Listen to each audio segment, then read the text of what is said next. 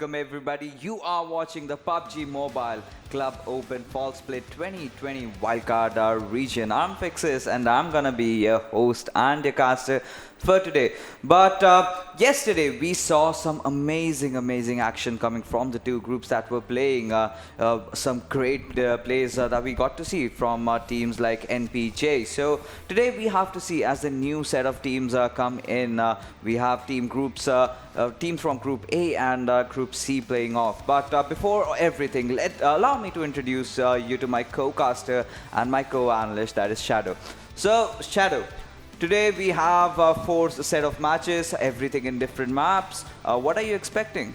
I'm expecting the teams to be a little under pressure because they have got only 4 matches left in their hands, and the teams which are at the bottom 8, they have to worry a lot because they don't just have to perform today, they have to make sure they perform so well that the teams who will be playing tomorrow in the remaining 4 matches, they don't beat them and they don't come back again at the bottom 8. So I think teams are going to be under a lot of pressure who are at the bottom 8 right now. Absolutely, the pressure is definitely gonna be for those teams who are struggling to make themselves, qualify into the next round. And in the semi-finals, we'll also witness a lot of teams being eliminated. But now coming back to today, we have our 4 set of maps like we told. But let's take a look at the prize pool of this year's PMCO, and the first position receives $2,600, the second position gets $1,600, the third position getting $1,100, 4th to 16 you also get $1,100, but 17th to 32nd position will be getting $600. A few of the teams are definitely gonna be crashing out of this tournament, and there's always tomorrow. You just have to learn from your mistakes. Yes, definitely. You just have to learn from your mistakes. There is always a tomorrow. There is always a next chance. Just improvise on your mistakes, learn from it, and come back stronger. You can obviously win next time. So don't lose hope. And the teams who are already leading, they are going to be very happy. They have a safe spot. Teams like FROMHEAVEN Esports, teams like Zeus Esports as well. They have a safer spot. They know they are going to qualify as long as they just even play the game and be in the top 10. Then also they are qualifying for the semi-finals. So let's see how this turns out for other teams as well. But first let's see the points table, because points are going to be very important if you want to qualify. Points distribution is just right in front of us. The first position gets the 20 points, second position gets the 14 points, third position gets the 10 points, fourth position gets the 8 point, and so on till 11th and 16th position gets 1 point. And the main crucial thing over here is going to be the kill points. Per kill, 1 point is going to be there. Yeah, absolutely. That has been a very instrumental factor in a lot of teams getting very good points in the overall standings, just courtesy to their amazing kill potential. Yesterday, we saw a few teams really stepping things up. It was Team Black as well. Players from Team FROMHEAVEN also managed to get a chicken dinner. Team NPG got the first chicken dinner. So it was, and the teams that were, kind of struggling had also stepped up. They were in the relegation zone and they just came up. And today we have 2 different groups, like we mentioned, and we have to see as to how these teams are playing. Yes, we'll have to see how these teams are going to be playing, because the teams who have almost lost their hopes as well. Yesterday we saw that some of the teams were not showing up to play the games as well. I think that is one of the biggest mistake any team can make. Taking even every single match counts. Even if you just come last, you get at least a 1 point over there of the position point. Every point matters. So showing up and playing the game is very crucial. So I think today we should be expecting all the teams to be showing up and play the game. Yeah, absolutely. That's the point, because you never know. It's just that one game that is deciding factor. Yes, every game is going to be the deciding factor, because sometimes we have seen that teams just lose because of 1 point, and that 1 point with the match that you have lost, even if you came last, that 1 point, that one single point could have been the deciding factor of you not being entering into the semi-finale. So I think teams will should definitely play and give their best as well. But first let's talk about the groups which are going to be playing right now. Group A is going to be playing today, and we have teams like S-Cloud, Team Exodus, teams Zeus Esports, Team Centrelink Esports. Zeus is playing consistently superbly well and is at a safer position in the leaderboard as well. Yeah, absolutely. But talking about the remainder of the teams, we have WatchMyGP Brothers in Arms, GooDBoyS and Team 8-Bit. 8-Bit also will be looking to redeem themselves. They did end the other day on a good note. And then we have the players from Team Group B. I think we have Battalion 5, then we have Hype, we have BlackTeamMongolia, Paradox OC. These are all the teams that played yesterday. Team Bear was also, had a decent outing, but Team OG did not really show up. And pretty much we can conclude that they are not gonna go further with it. But taking a look at the team that will be playing today, that is Group C. So we have Savage Esports, Fear, NPJ, Extra Esports. Even Extra Esports did manage to play amazing yesterday. REQUIEM, FROMHEAVEN. We also have the players of For You Quest and YOLO.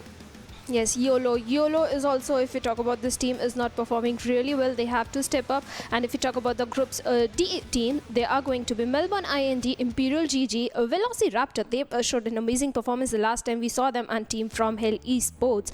And the other teams of Group D are going to be Nepal Esports, Seal Esports, Team Empty, and Team Dynamic Gaming. Team Dynamic Gaming is also at the bottom 8 along with Team YOLO. So these two teams have to worry a lot if they want to qualify for the semi-finals. Let's see how they perform. Yeah, absolutely. We will have to see how they perform.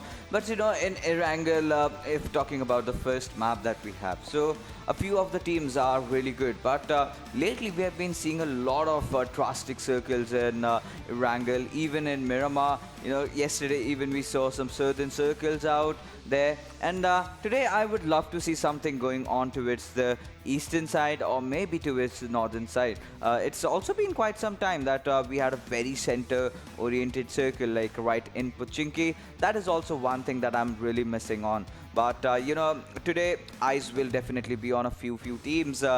Particularly Team 8-Bit. We have Team even the players of Team Zeus who have been playing so well. So yeah, can Zeus really get back onto the position that they had?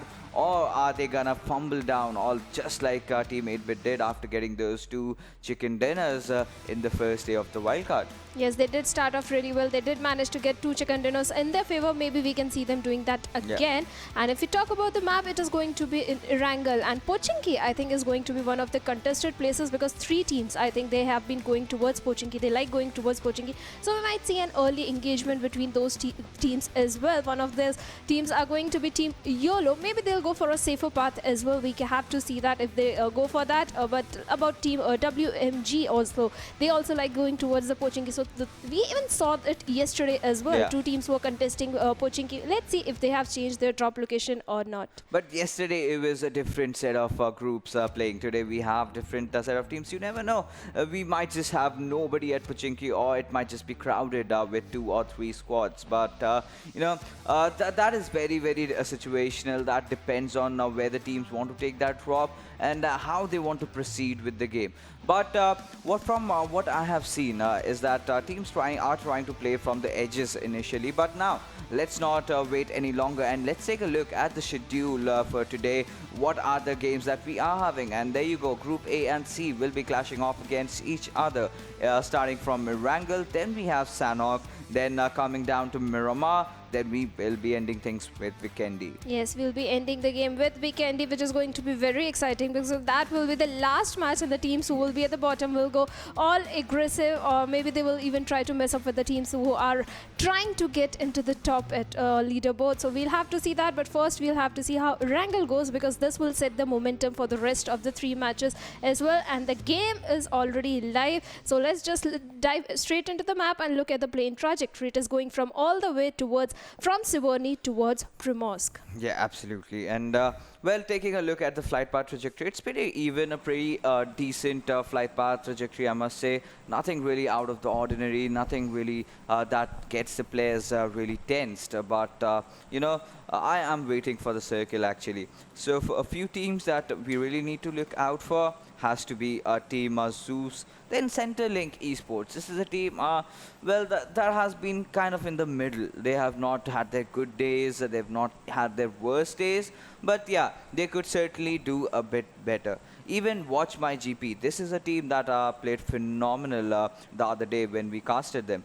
And talking about Team Bad Boys, we'll have to see how these players really show up. And For You Quest, they've been decent, they've been consistent.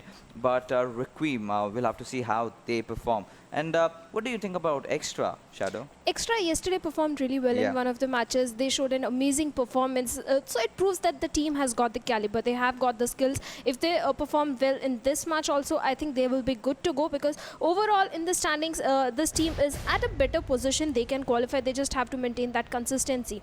And if you talk about other teams, Yasnaya team BIA has already changed one of their drop location, and they are going towards Yasnaya, and it is not going to be contested as of now. And again we are seeing a zone that is going to be towards military base or towards the central island.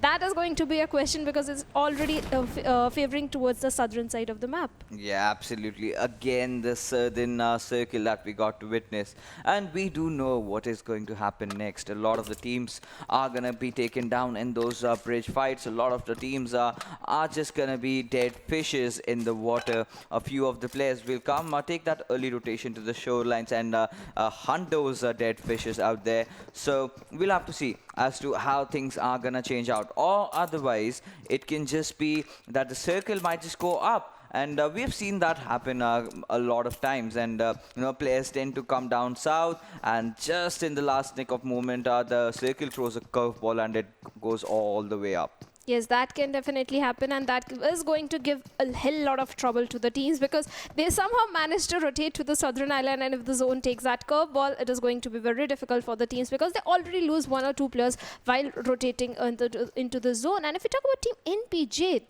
one of their players has already been knocked out. They are all the way towards the Georgopol city, and one of their player, Vax, has been knocked out by the players of Team Zeus Esports. IC is in the middle of the squad of NPJ. Let's see how he takes this fight. He has managed to knock down one player, but I think he'll be getting an easy revival. He needs to be a little careful of the other player of Team NPJ, that is 1v4. Let's see how this fight turns out. And if you talk about the other remaining players of Team Zeus, they are a little spread out towards the container as well. I think they have taken a split drop over there. So Zeus has to be very careful, because I see the solo man over here in between the squad of Team NPJ. Yeah, absolutely. Team NPG and Team Zeus. Two big Goliaths going off after each other right from the start. But we also have some kind of kerfuffle between the players of Team Savage and Team Extra Esports. Yesterday we saw Team Extra really playing well, stepping things up. They were having a tough time, but now they are in a comfortable position. But that does not mean that you get the privilege to slack off. You have to be very, very consistent. But by the looks of IC, he is way off from his squad. I believe the rest of his teammates are in the containers areas, and he'll have to delay things up. But there you go, 1v4, taking those shots with his M4 onto its IC. And well, this would be really good if the members of Team NPJ really came up and isolated IC and take him down. But by the looks of it, they do not want to engage right now. Let's see. Retaliation fire also does come in.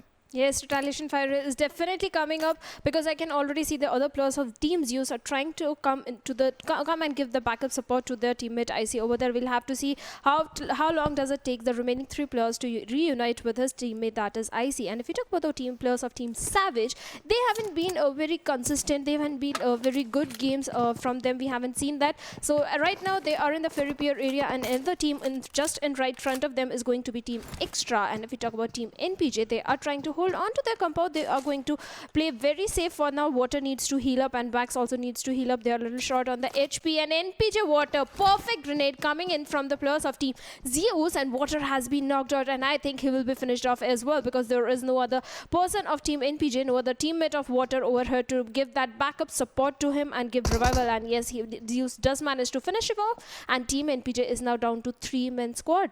I mean, that was a disaster, because you did not know your position of the enemies, and still, roaming around in different compounds where you have the whole city for yourself is definitely gonna raise those eyebrows on how Team NPJ really made that rotation. But Ronin, like we can see, is near that water tank. He is trying to get the vision of all the players of Team NPJ, and Zyol will also be joining his teammates in the fray as they are looking to engage as well. And Nans, there you go. Oh my goodness, he just smoked in to escape. And look at how the players of Zeus are trying to surround the players of Team NPJ, not just giving any chance for them to move out. And Nans, he's taken a lot of beating.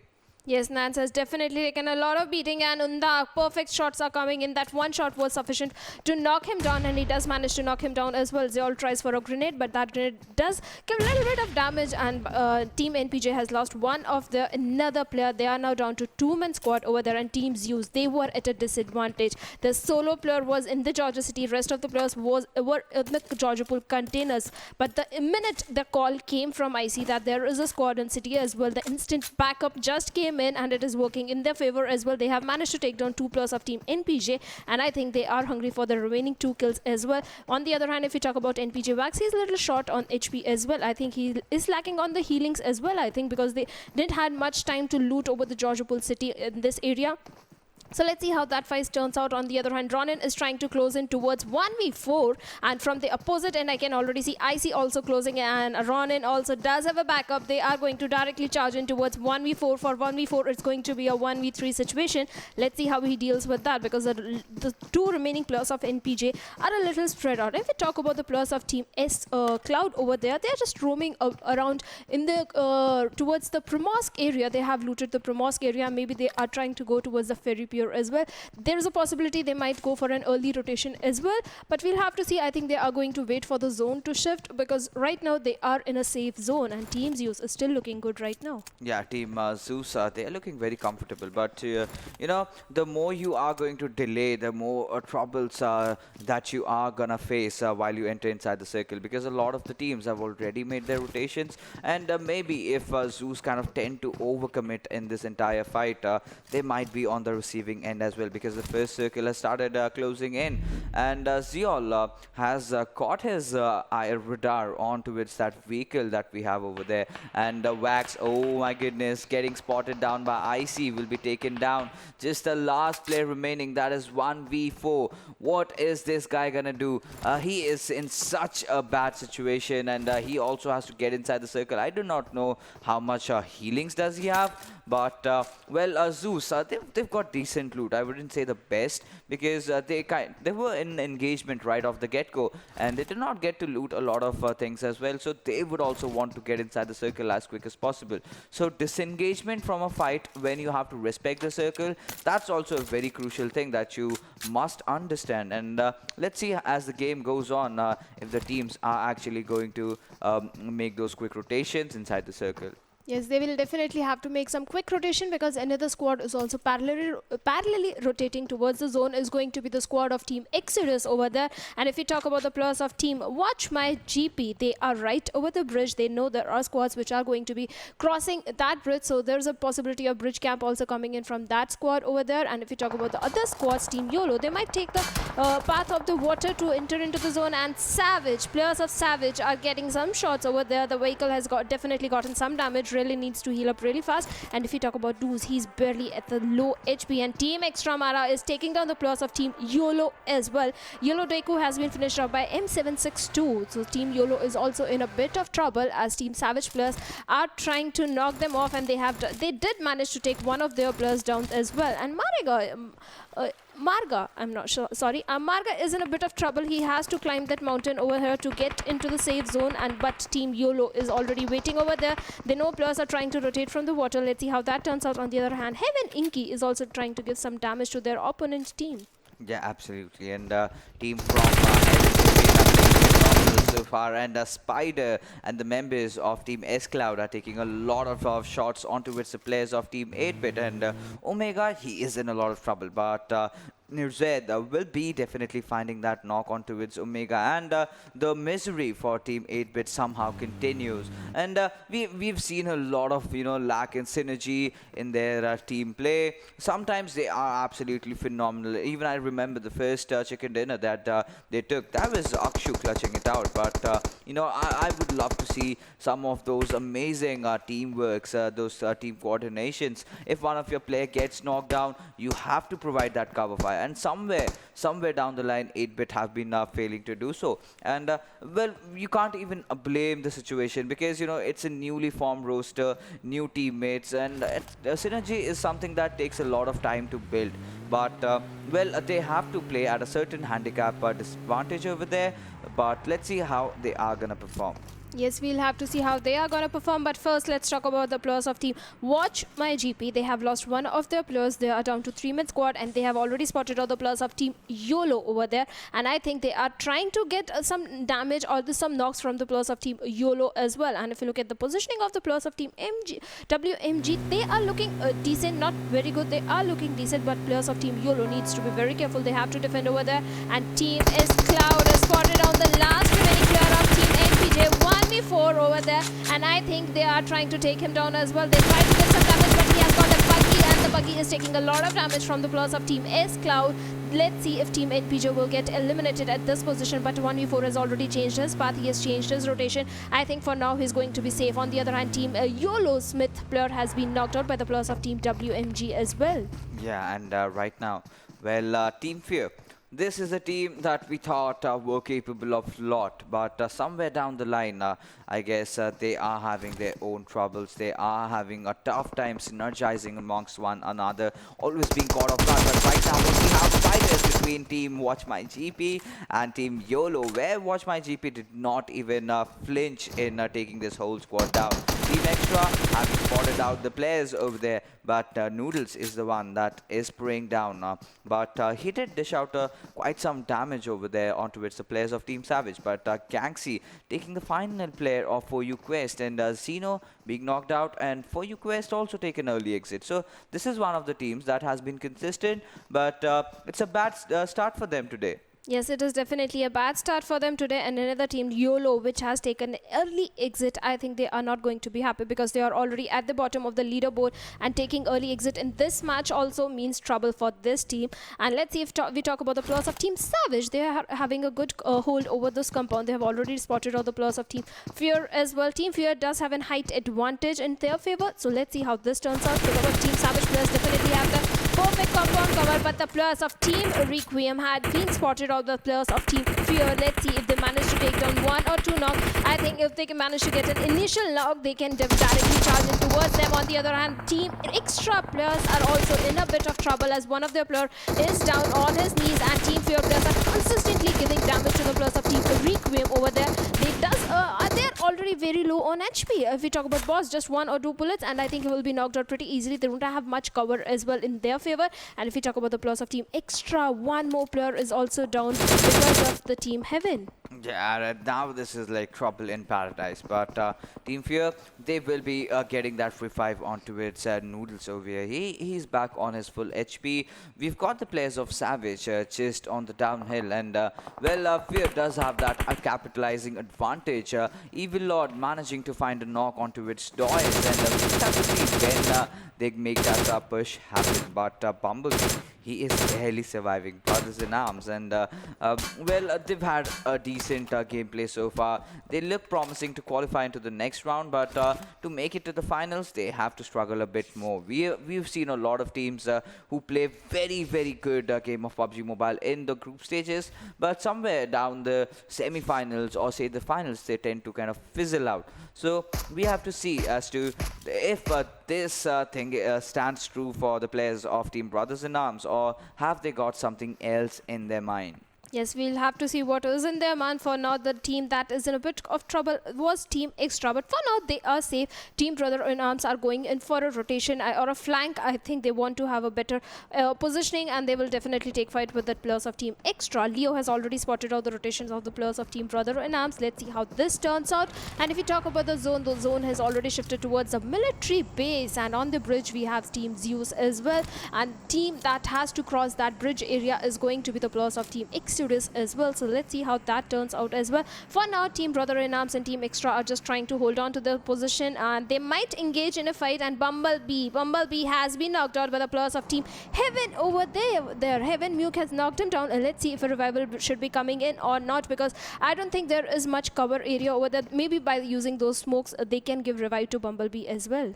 You know, taking a look at the circle, I want to see if it goes to its outside the military base, or is it gonna stay inside. Well, the circle likes both, the best of both worlds coming in. But this circle is certainly gonna favor the players of WatchMyGP and Team Fear, as they have that high ground advantage. But there you see the players of Team Zeus. One of them has been knocked down, but Fear's Evil Lord. taking down the players of Team Savage over here, and Hades will also get that confirmation on Team Man. So right now, Kuna, he also takes an exit, and with that, Team Exodus has also been wiped out from this lobby. Yes, Team Exodus has been wiped out, and if you look at the positioning of Team Zeus, they are having a good positioning, and Fear is trying to get some damage to the plus of Team WatchMyGP, who are trying to rotate into the zone using those vehicles, and Noodles did manage to give some damage to the vehicle, but for now Team WatchMyGP plus are safe, but Team Fear is still looking very good. The zone is favoring them. They have got the advantage of the height as well.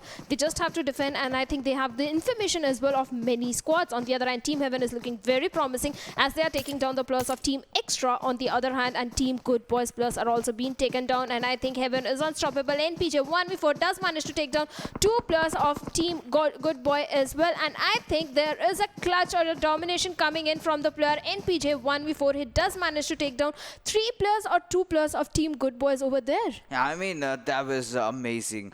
He would have been in a very cheeky spot, and that's where the players of Team GooDBoyS did not see him coming. But getting back to the fights that we have, the players from Team Heaven are using the BTR strat to just cling on to the fences of the military base, and that is where they are playing themselves around. Leo, we saw that amazing clutch hit did pull off in Sanhok, but right now he is knocked. Malish, in the meanwhile, has been knocked down by the players of Brothers in Arms, and Team 8-bit, a lot of squads have already stacked up. 37 players are still alive, and we are almost approaching the end of the 4th circle. Now after this, I guess there will be a curveball in which all the teams have to fight it out amongst each other, but the players of Team From Heaven, they are injecting those boosters for themselves. They know that there is a huge storm coming up their way just in a bit of seconds right now, but Spider from Team S-Cloud, they've just managed to get that 1 kill. They're kind of satisfied with that. They are still inside the circle, so nothing much to worry about, but they still have to take a look at the teams that are on the sidelines. We have Team Fear. Well, Spider did reveal his Car 98, so they do exactly know where his position is. He needs to have a vehicle to get out of here when the circle does not really favor him. But right now, as things stand, we have a fight between Team XTR and Team Heaven. Yes, Team Heaven did manage to take down 2 plus of the Team Extra over there, and just look at the positioning of the player of Team Extra. He has a good view and a grenade. That was an amazing grenade. It did get some damage, but no knock was over there. So let's see how that turns out, because for Team Extra it is going to be a 2v4 fight. They are outnumbered, and Team Spider is trying to get that Car 98 shot connected to the plus of Team Fear on the opposite hillside. Let's see if he does manage to take down 1 player of Team Fear or not. As of now, Spider is in a good position. He has the zone advantage like you just said, and Heaven Inky managed to take down 1 more player of Team Extra. There's a last man standing from the Team Extra. Let's see how that turns out. Leo is going to the last man. Let's see if he does a clutch or retreats from that fight. We'll have to see that, but Team Fear did manage to take down 1 player from Team S-Cloud as well. Lizard has been knocked out by that DP, and Spider, finally that Car 98 shot he was trying to give to the plus of Team Fear. Hates has been knocked out thanks to the Car 98, and Heaven is unstoppable. They does manage to knock down Leo as well, and perfect grenades are coming in from the plus of Team Heaven as well. They will try to take down the plus of Team Extra, and Extra is not looking good at all because he's already low on HP, and I think Jal will be finishing him off as well, and he does manage to finish the Team Extra at the 12th position, and Team Heaven is looking very promising with 8 kills. Yeah, they've got 8 kills, and now they have to enter inside the circle. But, you know, that they have to do it really quick, because if they are going to delay any further, the 5th circle is going to hurt you a lot. And with the way the circle has taken the shift, it's still, you know, the 60% of this current circle is inside the military base island, and in fact in the same compound. But the remainder is not over here. But we can see the players of Team Zeus engaging against the players of S-Cloud, and NPJ also joining the fray. A lot of third parties are definitely going to happen, and Spider, now he has to get inside the circle. He knows that the players of Team Zeus have spotted him down, and Brothers in Arm also takes an exit courtesy to the players from Team REQUIEM. But oh my goodness, what do we see? Team Fear against Team Savage, and there you go, one of the players being taken down through a grenade, and the push is going to come in. DWYS, he is trying to hold on, but for how long is gonna be the question. Yes, for how long is going to be the question. If we talk about Zeus, I see he has already been spotted on the plus of Team S Cloud as well. But I think they don't want to take that shot. They have to enter into the zone. Revealing your position right now when you have to go towards the zone is going to be a little disadvantage. So that move was a very smart move from the plus of Team S Cloud. But on the other hand, Team Heaven is also trying to take the plus of the squad. And Zeus has already been knocked out. WMG Senji has managed to take down 2 plus of Team Zeus over there. And 1 player has been taken down by S Cloud Spider with his Car 98. So Zeus is also in a bit of trouble, because there's a last man standing from Team Zeus as well, and he does try to give revive to his teammates, but a spray is coming in from the plus of Team WMG Senji, and there is just a smoke cover and a vehicle cover. Let's see how he manages to give revive to his teammate. We'll have to see how Zol managed to give revive, and Senji is still looking for that one more knock. On the other hand, Team S Cloud players did manage to finish off one of the player of Team Zeus over there with their mini, and Team S Cloud is also looking very good right now, as they are trying to give lots of damage to the players of Team Fear and Team Zeus as well. And S Spider, the solo player, just right in the front of the players of Team Fear as well. Let's see how that turns out for him. On the other hand, Team WMG is just trying to get those 2 kills in his favor, but there is a vehicle cover. So for now, players of Team Zeus are in a safe position.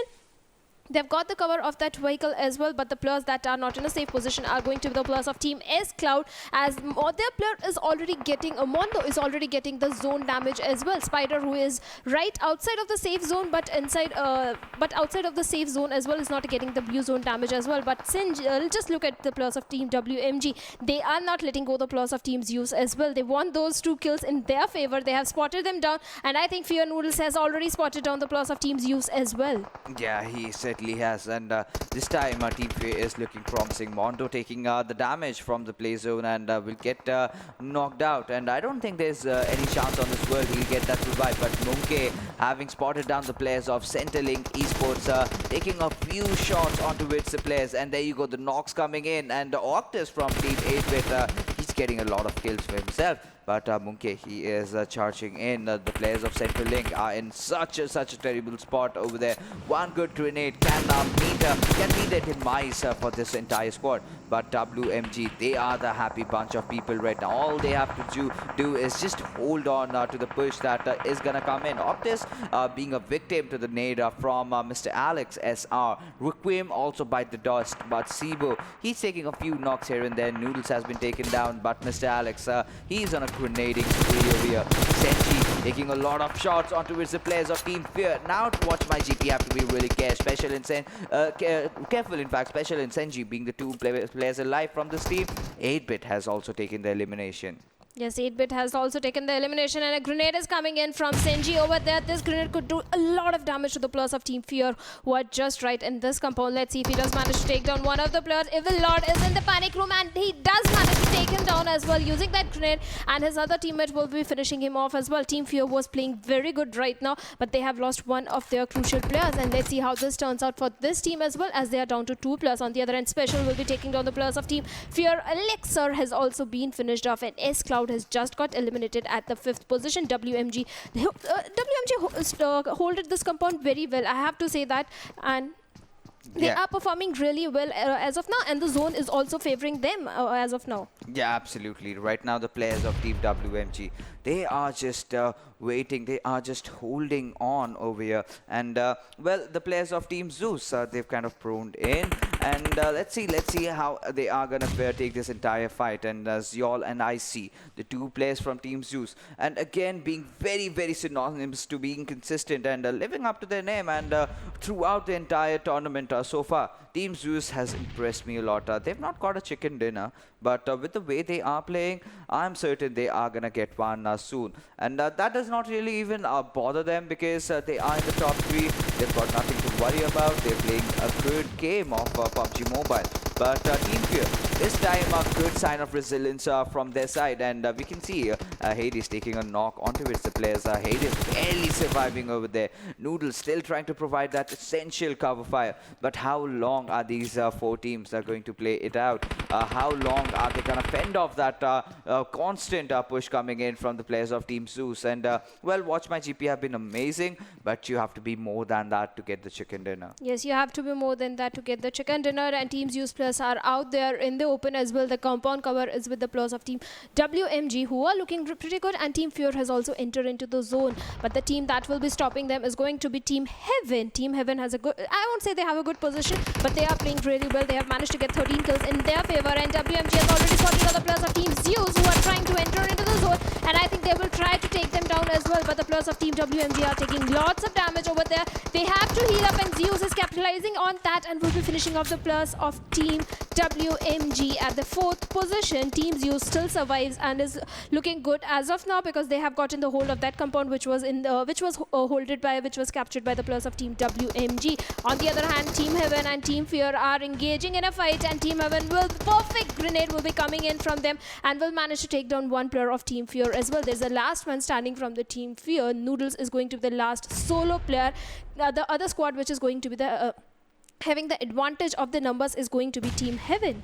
Yeah, absolutely. But, you know, WatchMyGP really kind of crapped their pants over there. I really thought that they could hold on, and you should not have just let Team Zeus push in. But it was the prowess of the players of Team Zeus that was so good over there in that particular fight. But this game certainly looks to go in the favor of Team From Heaven. They've got all their 4 players alive. It's a 2v1 situation, if I'm not wrong, and Noodles, he is the last member surviving, and this was a very good outing by the players of Team Fear, and they had their bad days, but right now with a good start they will get a good momentum, and if they keep this on, they are not just gonna qualify, they are gonna take a good position when they do.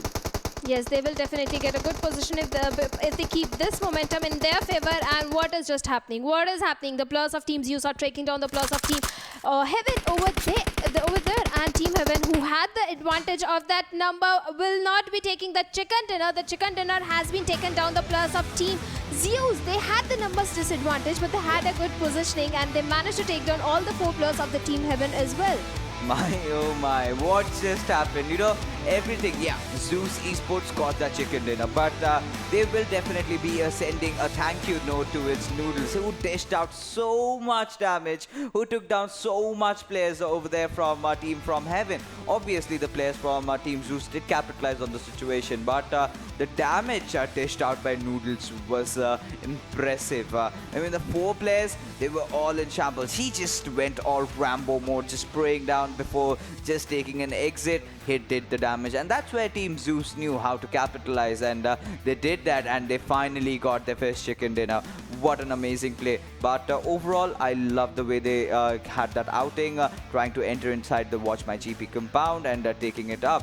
But now let's take a look on who the MVP for this particular game is going to be. And MVP has to be none other than the player from Team Heaven, Myunke. 6 kills, and just look at the damage. 1017 damage, 1017 damage. Survival time is going to be 26 minutes and 29 seconds, and distance covered is 11 kilometers. That is a lot of distance. Yeah, absolutely. They covered a lot of distance, but the damage is too bizarre over here. 1000 damage is a lot, and getting 6 kills out of it. Team From Heaven, we saw them, they made that early rotation inside the circle. They were holding on to those aircrafts. They wiped out a few squads over there, and they were looking good. They took every single fight very carefully until the last part where they kind of messed up. They should have had some of the players looking on towards where Noodles was. Even if the knock came in, I expected the trade-offs to be coming up, but that was too late. But now let's take a look at the top 5 players of this game, and the ones who are gonna be joining Myunke are going to be Heaven Inky with a total of 4 kills and 968 damage, and another player is going to be of Team Zeus. Zeol is there with a total of 4 kills, and damage going to be 625, and another player is going to be of Team Fear, Evil Lord, with a total of 4 kills and 545 damage. And then we have Team NPJ's 1v4. So he's got 4 kills for himself as well. You know, 6 kills for Myunke over there, then followed by the remainder of players with 4 kills each. It's just the damage that has set them apart. But total a very good performance by the players of Team From Heaven and also by the players of Team Zeus. With the consistency being reflected one after the other until it comes down to the point where you are ready to win, and you will get all the chicken dinners. Yes, definitely. And the team which really performed well in this match has to be Team Fear. It has to be Team Fear because earlier they kind of were not getting in the form. They had the capability. I have been saying that continuously. They have the capability. They have got the skills. But somehow because of the rotations or something, they were losing out on the matches. But this match, I think they performed really well. They could have gone for the chicken dinner as well if they had the advantage of the numbers as well. Absolutely. You know, if they had the advantage numbers, a lot of speculations can be made over there. But right now, let's take a look at the match summary and see how things are going to stand in this particular map. And, well, we had 201 smokes and grenades. This is a decent number. I like anything above 200 in Erangel. Total knocks were 62, total kills were 54. We had 15 headshots, so a lot of precise shots coming in from all these players. Just the 2 grenade kills could have been more over there considering how the circle was. 2 airdrops looted. We did not see much of those big guns coming into the play. But yeah, like we had a discussion about Team Fear, right? So what they did really well was really made that fast rotation, went and got the high ground advantage for themselves, and managed to take a lot many kills over there. And they were surviving till the end, but all their players kind of were just too much noisy over there and revealing their position to the enemies and got taken down one after the other. The last member surviving was Noodles. But right now, let's take a look at the game standing and see what happened in Erangel. And yes, Team Zeus did manage to get that chicken dinner and the perfect 10 kills. That makes a total of 30 points. And if you talk about Team From Heaven, they were also playing phenomenal. Just look at the number of kills. They have got 15 kills. And a total that makes it a 29 points. They are the second position. And Team Fear, they are also catching up with a total of 9 kills, 10 placement points. That makes it a total of 19 points. WatchMyGP was also playing pretty decent. They have 5 kills, 8 position points. And that makes it a total of 13 points. On the other hand, if we talk about Team S Cloud, they were lacking on those kill points. They have managed to get 2 kill points and 7 placement points. That makes it a total of 9 points. But Team NPJ, they have also managed to get 4 kills in their favor, 2 placement points. That makes it a total of 6 points. That's where they are at the 7th position. So let's see how Team NPJ performs in the remaining 3 matches as well, because they have got good number of kill points as well. Yeah, absolutely. But there you go. The misery of Team 8-Bit continues. They did get those good position points, 6 points, but 0 kills. Certainly not what we expect out of such a good squad. And they've got good individual players, but these players need to synergize amongst one another. And we've seen a lot of times where their players were very much in a bad position. And well, talking about the other teams, Extra Esports could have done better. And with the same, I would say, goes on for T4U Quest. This is also one team that I was expecting to be having a decent outing. So, you know, it's still the first game. All these teams have a possible chance of making the comeback in the remainder 3 that we have. And as Shadow mentioned today earlier, the reverse countdown for all these teams have already started, and now they cannot slack off in the games if they want to make it to the next further stages in the PMCO this time around, because the way things are going on, a lot of teams are being a very, very good competitors. And I think Team From Hell, that is the one team that everyone has been taken by storm from this team. But right now, let's take a look at the leaderboard and see which are the teams that are in trouble and might just face relegation. And Team Hemp, obviously it has to be Team From Hell Esports with a total of 190 points at the top. But Team Zeus Esports has stepped up a little. They are at second position with a total of 152 points. That's a good lead. And Team From Heaven has also stepped up with a total of 140 points, and they are at the third position. But Team Black, they have stepped down a little bit, but they have remaining matches tomorrow. Let's see how they perform. They are at the fourth position with a total of 134 points. Team WatchMyGP has also stepped up a little bit with a total of 95 points, and they are at the 7th position.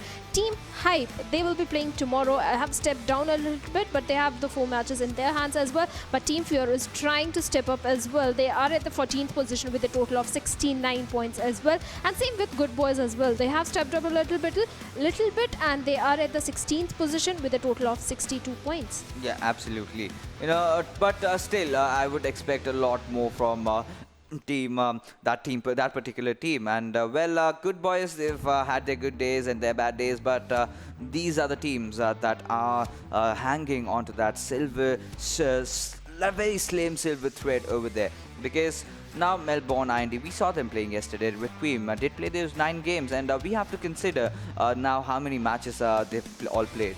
So we saw the teams that were in danger, and these are the teams that might just face relegation. And OG, well, this is a team that did not really show up, so it does not matter if they do not even exist right now, because with the if you're not showing up, that clearly means that you're not interested, and the other teams get a good chance to step up, but still, you know, you have to make sure that you are in the top 24 position. So we'll have to see which teams do manage to get into it in the nick of the time in those final games. Yes, we'll have to see which teams does manage to get into the top 24, and they don't just have to, by in the end of the day, don't have just to be in the top 24. They have to make sure that the teams who are playing tomorrow, they don't beat them up and pull them down, because they have to keep a good margin. They have to lead by a good margin of the points. Absolutely. But with that being said, we will be heading out for a short little break, and on the other side, we will have the action coming in from Sanhok right for you.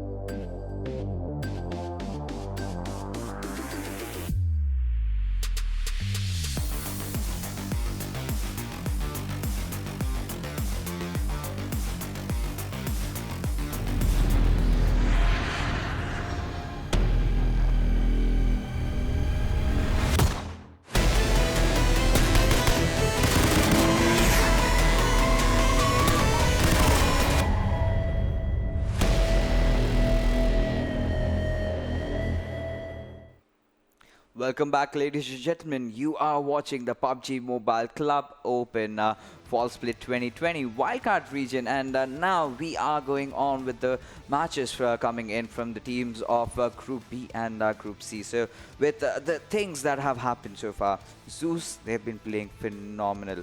In fact, I'm sorry, I have to make a correction. It is Group A and Group C that are playing today, and with the way all the teams are playing, so I'm really excited as to how the teams are going to perform in this map of Sanhok, which is unpredictable. So now let's just plunge into the map and see in the rainforest what really happens. Yes, we'll have to see, but first let's see the plane trajectory as it is going from all the way from Tumpong towards Cow area. Let's see how the teams drop to their locations. Docks, Kampong, Camp Bravo, they have to glide a little bit extra to reach there, but let's see how they can easily manage. They can even loot away the smaller compounds as well. In Sanhok, we get good loots in the small compounds as well. And if we talk about the players of Team 8-bit, they have managed to drop into their drop location, that is going to be Ruins. And if we talk about the players of Team Extra, they are gliding all the way towards Hathin, and Team Centrelink Esports is also either towards the southern side of the Hathin, like they always like to go.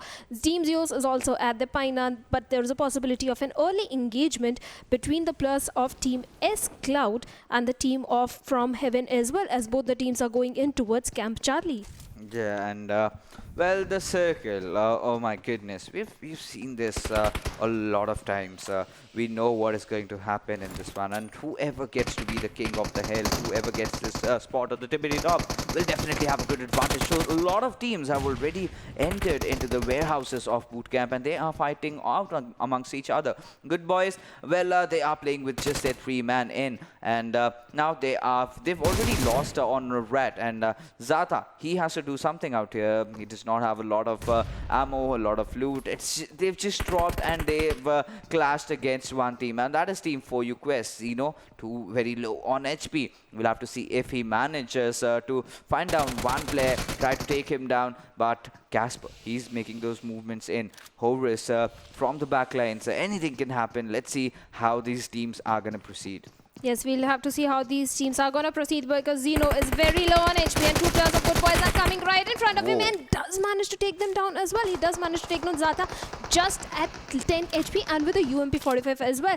That was pretty close. I think he didn't knew that the player was just taking a TPP right beside that. That's why he caught him off guard as well, and Team 4U Quest has managed to get 2 kills in their favor, and Team GooDBoyS are in a bit of trouble as well. And if we talk about the players of Team Heaven, they are just looting away the compounds of Camp Charlie, and the squad that is in a close vicinity is going to be Team S Cloud. They both have contested the same drop location. Let's see how this turns out. Munke, on the other hand, has got a QBZ level 2 helmet but no vest. Yeah, I mean, no vest over there. But now he will certainly get one. That's a level 3. That's a monster over there. But the players of Team S Cloud have managed to find the players of Team From Heaven. And, well, a lot of fights are, happening right from the get-go. And this one's happening at Camp Charlie. So these teams have to engage really fast and make those rotations in. Spider finishing off Chal over there. Inky getting taken down. Spooky trying to hold on, taking down Spider in the nearby fray. But Spooky also needs to heal up. Does not have any meds, and oh my goodness, Spooky was unlucky over there. Mondo will find him and take him down with his Vector, and will instantly go towards his teammate. Kai has closed in. It's just that one player from Team From Heaven who is alive. Mondo does have the Vector, we should not forget that, and he'll just reload, and the next play he can easily take down Munke. But no, Munke, he being the smart one over here, manages to take down Mondo over there, and now it's a 1v1 fight, and oh my goodness, he does manage to clutch things out. And Munke, this player, he is a beauty, and will go in for the revive on towards his teammate as S Cloud take an early exit. Yes, S Cloud has definitely taken an early exit, but what happened with the players of Team Brother in Arms? They managed to knock themselves over there. Let's see what happened. I think there was some glitch or something, but YOLO is not performing really well in this whole tournament. If we talk about them, they are at the boot camp, and another squad which is right in front of them is going to be the players of Team 4U Quest. Let's see how this turns out, because 4U Quest is looking pretty good right now. And if we talk about the formation of Team YOLO as well, they are a little spread out. They have got good angles, but let's see if they work in that that works in their favor as well. It's an even fight, even 4v4 fight, but Team 4Quest is looking stronger. They have got an M16 level 2 gears. They have got good loot. Let's see, Deku is a little split out from his team as well. On the other, if we talk about the other 3 players of Team YOLO, they are holding on to that single warehouse. And look at the formation of the players of Team 4Quest. They are covering all the angles, and I think they can manage to get 1 or 2 knocks from the players of Team YOLO as well. Yeah, absolutely. And the players of Team 4Quest, they are kind of looking on towards the players of Team YOLO. So they just managed to take 1 fight. Now they want to take even more. So the players of Team YOLO have really positioned themselves in a good position. One of their players going in from the back line, and we can spot Smith NK trying to hold on to those flank angles.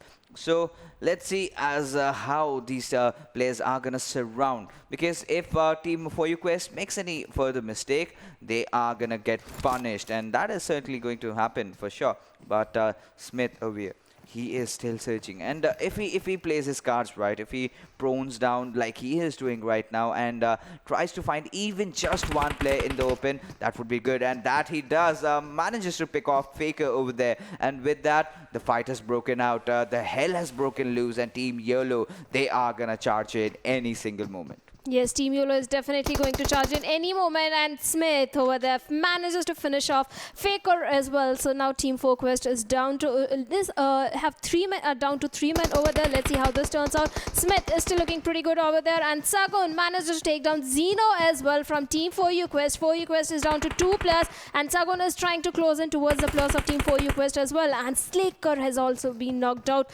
from Team YOLO as well. Team 4Quest is not giving up that easily, but Sagun, he manages to take down Iron Man as well. But that was a perfect angle. He had a good position. He heard the sounds as well. And there's a last guy standing in from Team 4Quest. He's trying to give revive to his teammate as well. But I don't think Team YOLO will let him do that, because Deku is just right in front of him taking TPP. And as soon as Slaker will get a revive, I think Deku will just directly barge in towards the last 2 remaining players of Team 4Quest, who have managed to give revive to Zeno as well. Let's see. It's a 1v2 situation for Deku, but I think he's going to hold on to his position, wait for his teammates, wait for his cavalry to get a backup as well, as he already know the player has already been revived, but he is directly charging in towards the players, and YOLO player will be getting knocked out. Deku has been knocked out, but Zeno has been knocked out by the players of Team YOLO over there, but Horus is not stopping, as he'll be taking down Sagun as well. Deku and Sagun both are down from Team YOLO, and Horus will be getting finished off by the player Smith from Team YOLO over there, and 4Quest just got eliminated at the 13th position. Well, Team 4Quest just got the better of themselves over there. Team YOLO completely outplayed them. The moment Faker was knocked, I knew this fight was gonna be very, very bad for the players of Team YOLO, because for the players of beg my pardon, for the players of Team 4Quest, because the way the players had surrounded 4Quest, it was bound to happen. All the players were just caught off guard. They did not anticipate the enemy already being so well prepared for them. But right now, as things stands, the players from Team Extra have managed to become the king of the hills, as we love to call them. And Team NPJ, they are also there. They've got a cliff for themselves, but it's not as high as the players of Team Extra are. And all Team Extra needs to do right now is just hold on, maybe just take those shots when they're absolutely confident that they can pull off those knocks. And then maybe, the point of the entire thing of having the high ground is you can take those knocks, but conviction somewhere kind of falters down, because you have to commit to finish off the whole squad. And if you are actually pushing down the hill just to get that squad wipe, you are giving your position that you can use in the later stages to someone else. So decision making has to be really important. We'll have to see how the players of Team Centrelink, Team Extra play this fight around. Yes, we'll have to see how they play this fight around, because they have already spotted on the players of Team Extra as well. They are looking for a perfect opportunity, perfect chance when they can charge in towards the players of Team Extra. They are going to hold on to their position as of now. And if we talk about the players of Team Fear, there is a solo player of Team Fear right in front of the players of Team Exodus over there, and Exodus does manage to take him down as well. There won't be any revival coming in, and Mr. Alexa will be getting finished off by Kinoxi of Team Exodus as well. That was a solo player. You can't be spread out in Sanhok, and that was a mistake that Team Fear player did over there, and it got punished also because of it. Let's see if they are going to take fight with the remaining players of Team Exodus or just retreat from this fight. We'll have to see that. But Team Centrelink Esports is trying to get a perfect angle towards the players of Team Extra as well. They know the position of the players. They know they are at the uphill. Let's see if they manage to get 1 or 2 knocks. But if we talk about the airdrop, the first airdrop is over here, and it has got an AWM .300 Magnum, tactical stock, level 3 gears, and a level 3 backpack. Yeah, absolutely. But, AWM in Sanhok, I am a bit skeptical about it. A lot of people love it. XP absolutely adores it. But, for me, it's a nada. I do not like a bolt action in such a small map. There are a few players who are very, very good at it. But, that's still just a handful bunch. If you have to talk about general, I would still prefer to have my M4 and my QBZ as my bread and butter weapon in Sanhok, because they do most of the work. You can take fights in the close range. You can take fights in the mid range. And you barely have any long range fights over here. And if you have long range fights, just don't take it as long as you don't get closer enough to actually finish off your kill. So as the circle is taking the shift towards the western side, we have seen this happen a lot. This particular circle, at the last moment, what will really happen is that it'll just shift, take a curveball and shift towards the downhills, and that is where Team Extra needs to know at the perfect time they have to make the rotation, or might be if the circle is kind of blessing them enough, it just might be in the high ground areas. But the players of Team Fear, they are again engaging against Team Savage, and let's see if Savage can take their revenge. Yes, we'll have to see. T-Man was trying to flank him from the left-hand side, but yes, Evil over here has managed to spot him down as well and is trying to give some damage to T-Man. But Team Extra is looking pretty good. They've got the height advantage. They can get the knowledge of the other squads as well. We'll have to see that. But Fear Evil Lord does manage to take down Savage T-Man, who was trying to rotate, but Savage really will go for that counter knock, and Evil Lord has been knocked out from Team Fear as well. But there won't be any revival coming in anytime soon, because the rest of the players of Team Fear have retreated from this fight. They are taking that water route and will try to retreat and go to a safer position and get those crucial position points as well in their favor, because they have already lost 2 of their players. And Team Savage is looking pretty good. They are having a good start. They have managed to get 1 kill in their favor. Let's see how things turn out for this team as well, because from the backside, another team that is rotating towards them is going to be Team Exodus. So let's see. Team Savage does manage to spot them out, because if they don't, then Team Exodus will be definitely trying to take Team Savage down as well. Yeah, they certainly can do that. But today, Team Fear, they started off well, but this same thing, not having all your players playing in, and not at this point. You cannot afford that. I wouldn't be surprised if Team From Hell just came with Godless. He's an absolute beast. We know that this man can alone take down squads, but you should not try those kind of stuff when you are in a bad position. When you need to ensure or cement your position for the next round, you must not play with just 3 players. Have your 4 players in, because that one extra player has a lot to do in your squad. And right now, Team Fear is in the receiving end of it. Noodles, just the last member surviving. He's just swimming from the back lines. But how long is he going to do that? Somewhere down the line, someone is definitely going to spot him. It becomes really difficult to survive in Sanhok just by your own. And at the position where Marga is just searching for you, he'll just go to the high ground. He'll hear that water splashing, and he will realize that someone, yes, is just in the nearby fray, and he'll just keep following until he spots down Noodles and will take him down. Yes, he will definitely try to take him down as well. But the players which are being taken down are going to be the players of Team Centrelink Esports, who are right beside the squad of Team Brother in Arms. Let's see how that turns out, because Team REQUIEM, if you talk about Team REQUIEM as well, one of their players is also down. And Marga has already spotted out the last remaining player of Team Fear. Noodles has been spotted and will get eliminated by Marga with his SKS over there. And Team Fear again getting an early exit at the 12th position. But Team Heaven is also in a bit of trouble, as 8-bit Omega will be taking down Heaven Inky, and 8-bit is in a very close vicinity to the remaining players of Team Heaven as well. Heaven Munke just right in front of the 8-bit Omega. Let's see if they both also try to engage in a fight. I think they will definitely try to do that as well. And if you talk about the zone, I think teams are going to be pretty happy, because it's favoring most of the teams over there. Yeah, absolutely. But Team 8-bit, they've lost down on already one player over there.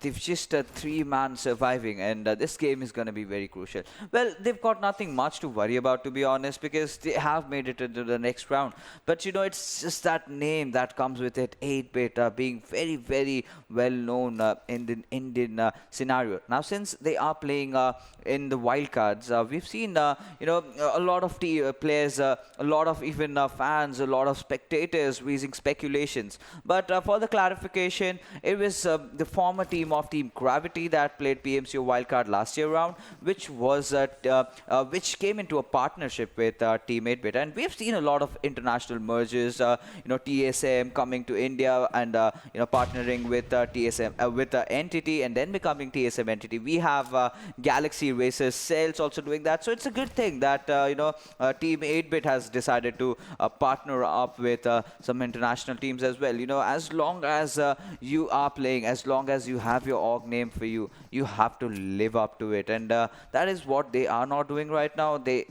need some time to develop that synergy, and I hope they do that very soon. Yes, I hope they do that very soon. But if we talk about the players of Team Exodus, one of their player, Kuna, has been knocked out, and he will try to give that revive. He has to heal up really fast because the blue zone will also be giving some of the damage. Team Exodus players are just running away in the open area. They will get easily spotted down by the players of Team Requiem, who are just right in front of them. Kuna will have to heal up really fast. They are not short on healings.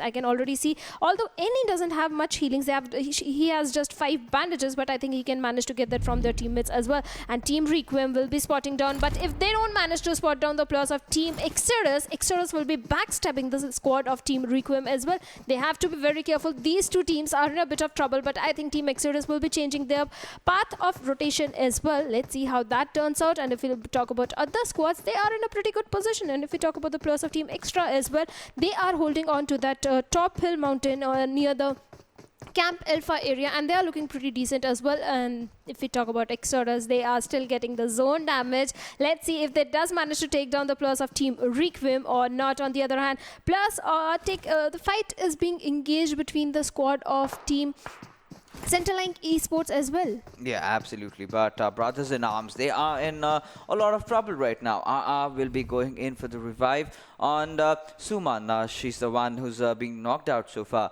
But as things are, this circle can go either ways. Either it can go towards Camp Alpha, where Team Zeus are located, or it can just go on towards the Tibbity Top, where Team Extra and Team Centrelink are there.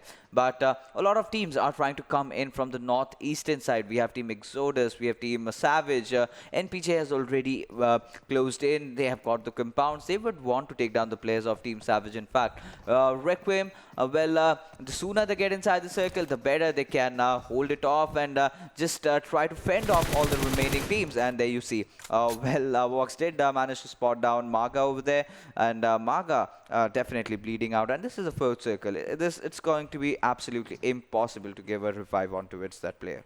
Yes, it's definitely going to be impossible to give him a revive. And if you talk about the remaining players of Team Savage as well, I think they will get easily spotted on the players of Team NPJ. They have to be very careful in their rotations. And let's see if to talk about the zone. The zone has taken a southern shift towards the southern side of the Camp Alpha. Team 8-bit is going to be very happy as it is going to be favoring them as well. But just look at the players of Team Requiem. They are just falling off to their knees. Mukeshu is going to be the last man standing from his team, and the squad that is right in front of him is going to be the players of Team Exodus. Exodus is a little spread out as well, so let's see how that fight turns out. If we talk about Kinoxi, he's trying to use some smokes to get some little bit of cover. He knows there are two players. He's giving revive. Why he's not throwing those grenades? Maybe he's shot on those grenades as well. For him, it's going to be a 1v2 fight, but he's getting a lot of damage from the players of Team Extra as well. He has to be very careful, and Team Requiem will be disengaging from this fight. On the other hand, Centrelink Esports will be finishing off the players of Team Brother in Arms as well, and Brother in Arms just got eliminated at the 11th position,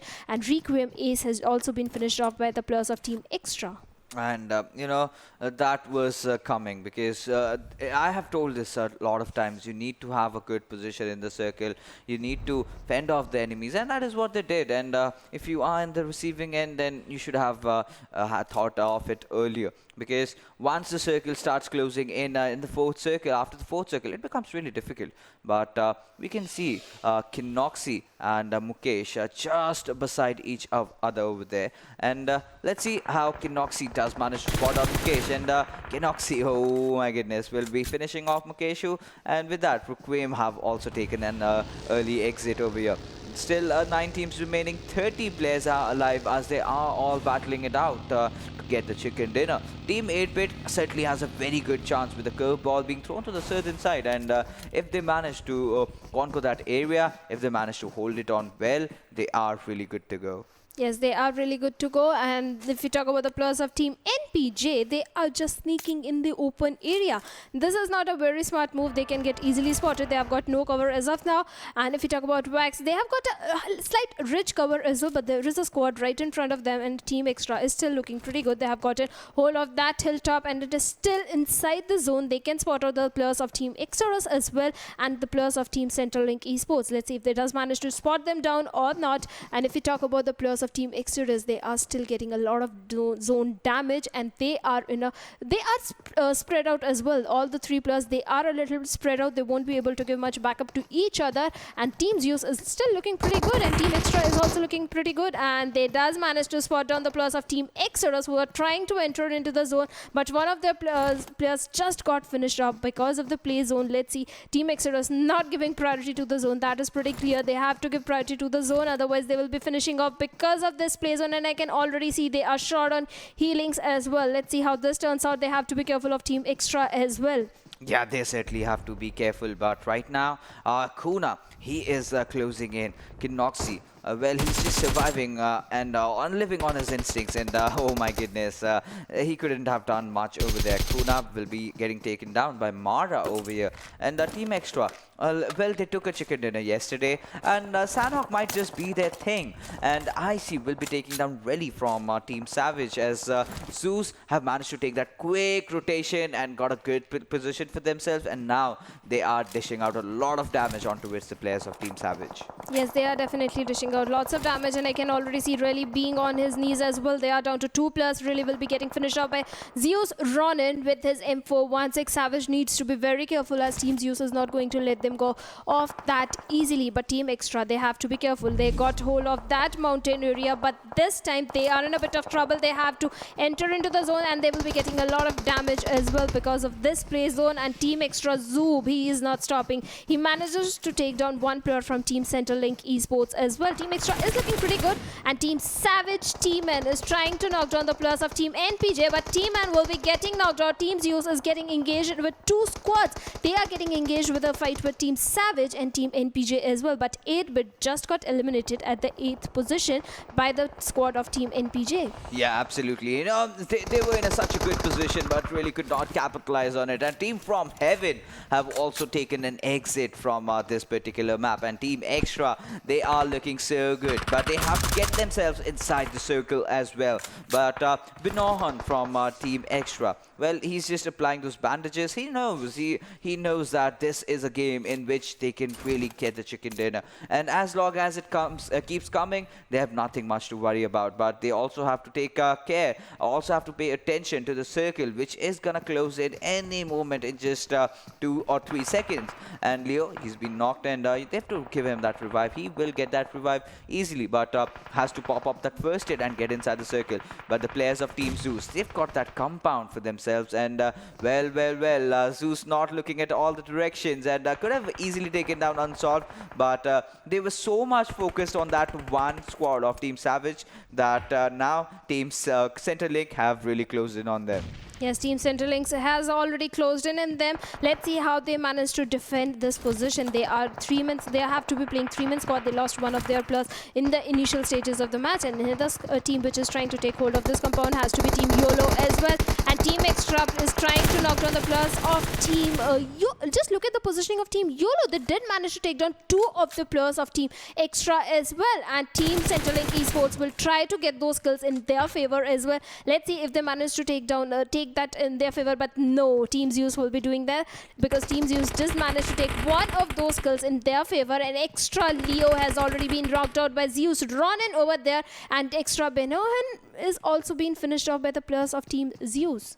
Yeah, right now, NPJ's 1v4. Let's see what he is up to. And Zeus, finally, they've woken up to their senses. They've managed to take those few knocks. But 1v4, all he has to do is wait for Team Zeus to go engaging against Team Centrelink and then capitalize on the situation. And that is exactly what their strategies are. But Centrelink, well, they've got that good compound.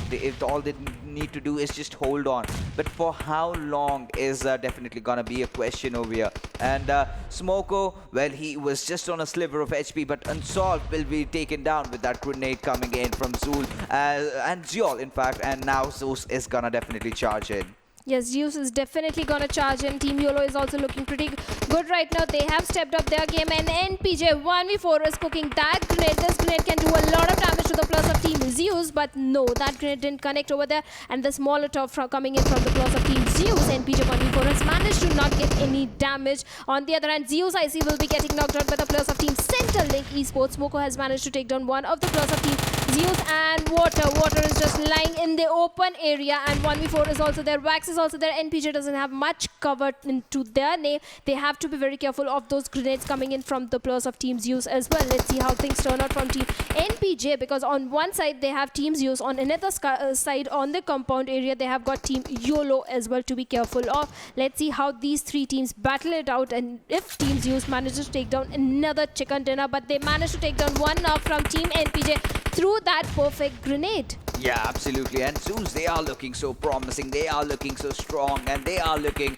absolutely unstoppable at this point. And Team YOLO, they are in a lot of trouble. Team NPJ, and same goes for them. And Team Zeus, they've just held on to the circle. They are capitalizing on every single situation. And I would just love it if they did not kind of overpush, because after 3 seconds, we have the 8 circle closing in, and all the teams will eventually reveal their positions over there. And Undak, he's in a very good spot, and one good pre-grenade. I love this pre-nading, because I know after this the players are gonna close in, and there you go, those one grenade taking down 2 players, and that was dropped into perfection. The teams were not even aware of its presence, and that shows how well prepared this team is. And well, they've got one of their players knocked out. That's the thing that they have to worry about. They need to give that instant revive on the players, but there you go. The last kill also coming in. The players of YOLO being taken down, and Zeus Esports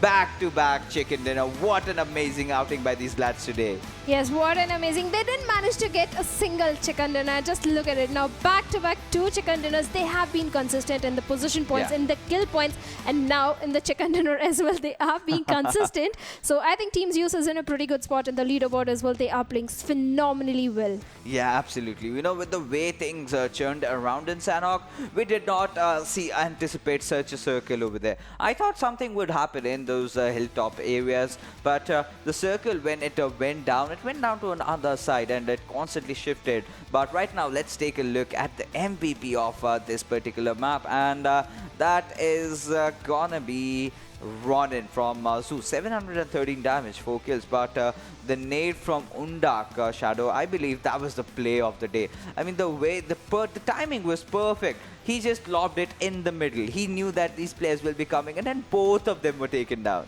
And yes, both were taken down, and Team Zeus did manage to get that winner chicken. They did manage to get lots of kills also in their favor as well. They were pretty active, I should say. They knew where the teams were, where the players were getting knocked out, and they were taking those kills in their favor as well. I think Zeus played supremely well in this match, and I think in the remaining 2 matches also I can see an aggressive gameplay from this team, because they have nothing to lose. They are in a pretty safe spot. They know they are qualifying no matter what, so they are in a pretty safe spot, so they can experiment. They can go all passive or all aggressive in the remaining 2 matches. You know, talking about Team Zeus, we'll get into the conversation. But right now, let's take a look at the top 5 players that are going to be joining Ronin in the top killed leaders over there in this particular map. And well, no surprises over here. Munke from Team From Heaven taking 4 kills, and followed by Wags from Team NPJ. NPJ is another squad that has been very consistent lately. And Mara from Team Extra,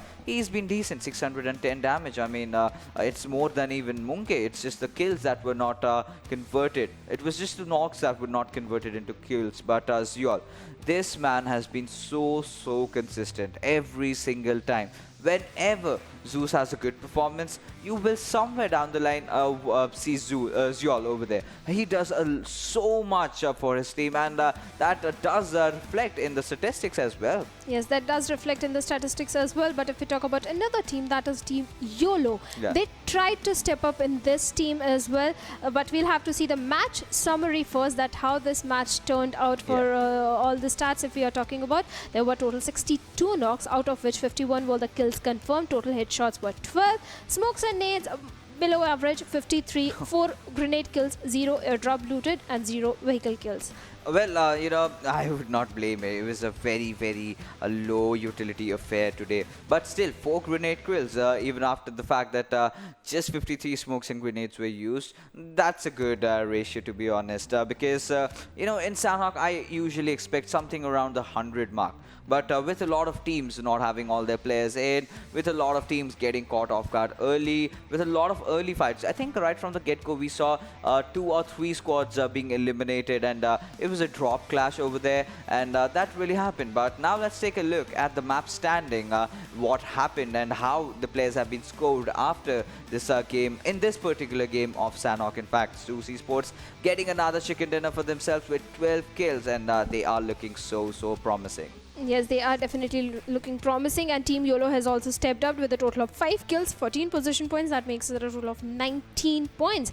Team NPJ has been consistent, has ups and downs as well, but they are at the 3rd position with a total of 15 points, among which 5 are the kill points. Centrelink Esports does manage to get 6 kills in their favor as well, with a total of 14 points. They are at the 4th position. Extra Esports is also played really well in this match. They are at the 5th position, among which 6 are the kill points they have. All the teams, they had a pretty good kill points if we look at it. But Team 8-Bit, they are falling down. They are at the 9th position with a total of 5 points. Team GooDBoyS, Team Fear as well, they have managed to get 1 point each. Brother in Arms as well, they are at the 13th position with 1 point. That is also just the position point. Yeah, and you know, now a few teams, as the overall standings comes up, we will get to see that. But you know, talking about how the entire map of Sanhok really came out for all these teams, we just had 15 teams in the lobby. So there was already 1 team out of the equation. We dropped off. We had, you know, 2-3 squad fights where they were contesting those locations. We had a few fights in boot camp. We had some fights in Camp Charlie, in fact, and in there, all those squads were taken. So, you know, overall, if you talk about the fare of Sanhok and the players over there, so it was Team Extra that took that early high ground advantage for them, as a result of which they got a lot of kills. So that really shows that high ground does have their own merits over here. But if you overextend yourself, if you overcommit yourself, you will definitely be in the receiving end, since a lot of people can see you and shoot you at the same time as well.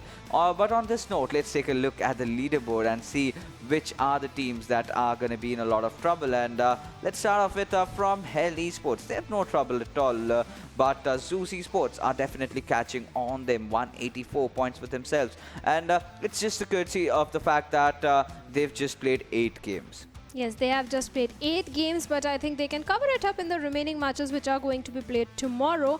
And the team which is trying to step up has to be Team Extra. I'm impressed the way they have performed in these 2 matches. If they keep this up, I think they are pretty in a safe spot. They are at with 100 points. They are at the 7th position. WatchMyGP has stepped down a little bit. They are at the 8th position with a total of 95 points. Yeah, absolutely. But right now, taking a look at the bottom half of the table. So on the 2nd page, in fact, we have Team Hype. They've been struggling, but they're still doing good in terms of kill department. Team Bear, they have been consistent. So has Team Seal. They can certainly do better. I hope to see a better outing from them in the semi-finals. but these are the teams that are in a bit of trouble right now. YOLO did play their hearts out and did manage to get the second position, and courtesy to which now they are sitting in a decent position. But 24 is the bottom line. If you go below that, you are out. So right now, what YOLO needs to ensure is that they lie somewhere in those 15, 16th position, so as to kind of be confirmed that yes, they are gonna play the next round. Yes, that is, they have to do. They have to be consistent in the remaining 2 matches. And if they somehow manage to pull off a chicken dinner in their favor, I think they will be pretty good to go as well. But the teams which have to be in a trouble are going to be these teams: Team OG, Team Paradox, OC, the lower bottom age teams. They have pretty rare chance to be in the semi-finals. They have to either get those chicken dinners and high kill numbers in their favor. But we will have to see that at the later stages of the match. Yeah, absolutely. And we will be definitely seeing what is gonna happen in the map of Miramar, but after a very short break.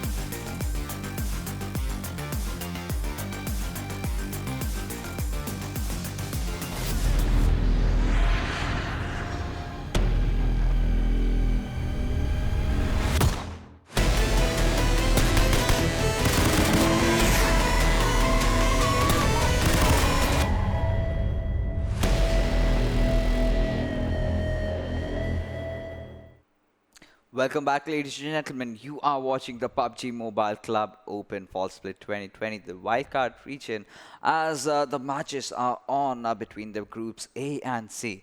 And now we did see Team Zeus getting off to a very, very good start of the day with two back-to-back chicken dinners, which gets them into a hat-trick if they get a chicken dinner in this one as well.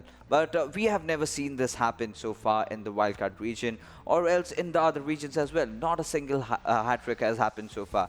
But can they manage to break the deadlock and get a chicken dinner? We must certainly have to see that. Yesterday, when me and Shadow were calling out our teams, I kind of won, and she did treat me to a burger. And I was happy with it. But right now, let's just head down to the map of Miramar and see how the action unfolds and which is the one team that is gonna come out on top.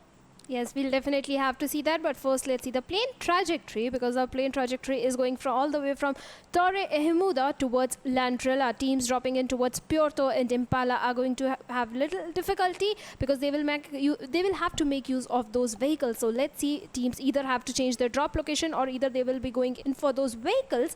And vehicles are always very risky when it comes down to Miramar. And we already know the teams like going towards Puerto and Impala. Let's see what happens. They are going to change their drop location, or they are going to go for a little passive approach as well. What I'm interested to see is the drop location of Team Zeus and their gameplay. I think they are going to go super aggressively in this match as well.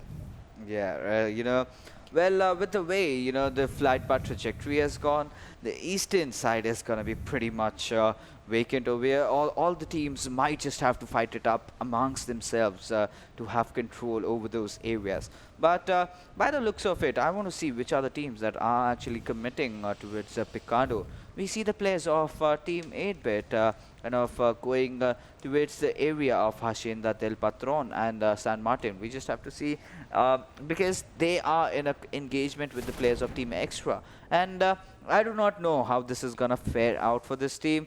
They've not got their good days so far, but the circle, like we can clearly see, is somewhere kind of centrally located around the power grid area. We might get to see all those teams that are taking those advantage of the high grounds might just win the chicken dinner. Last time around, we did see a similar circle in the first day, if you remember, where Team Black just went all berserk. Kind of got 19 or 20 kills out of that game, and this might just be a same affair. Yes, there is a possibility a same thing can happen in this match as well.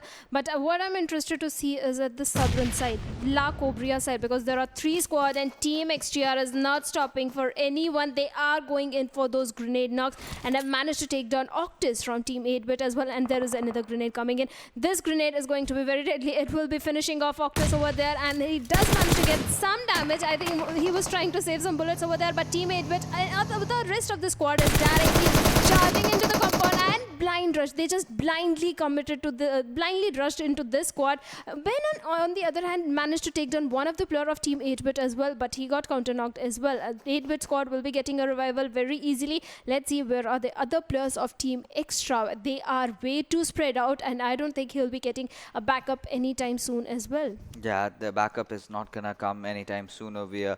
And Akshu is certainly not playing this time around. We have Omega, we have Octus, Malish, and Sibo. And that is also a problem with this team right now. The continuous squad rosters being rotated around.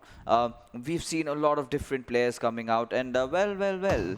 Okay, so Benoan, he was taken down in a very, very bad manner. Imagine having the shotgun right on your face with all those bullets, just pellets, in fact, just kind of bursting your head out. But right now, as things stand, Team YOLO, they've had a decent outing. They are on the 24th position. They've not got much to worry about, but they would love to have a better position, like I mentioned, a 15th or 16th spot.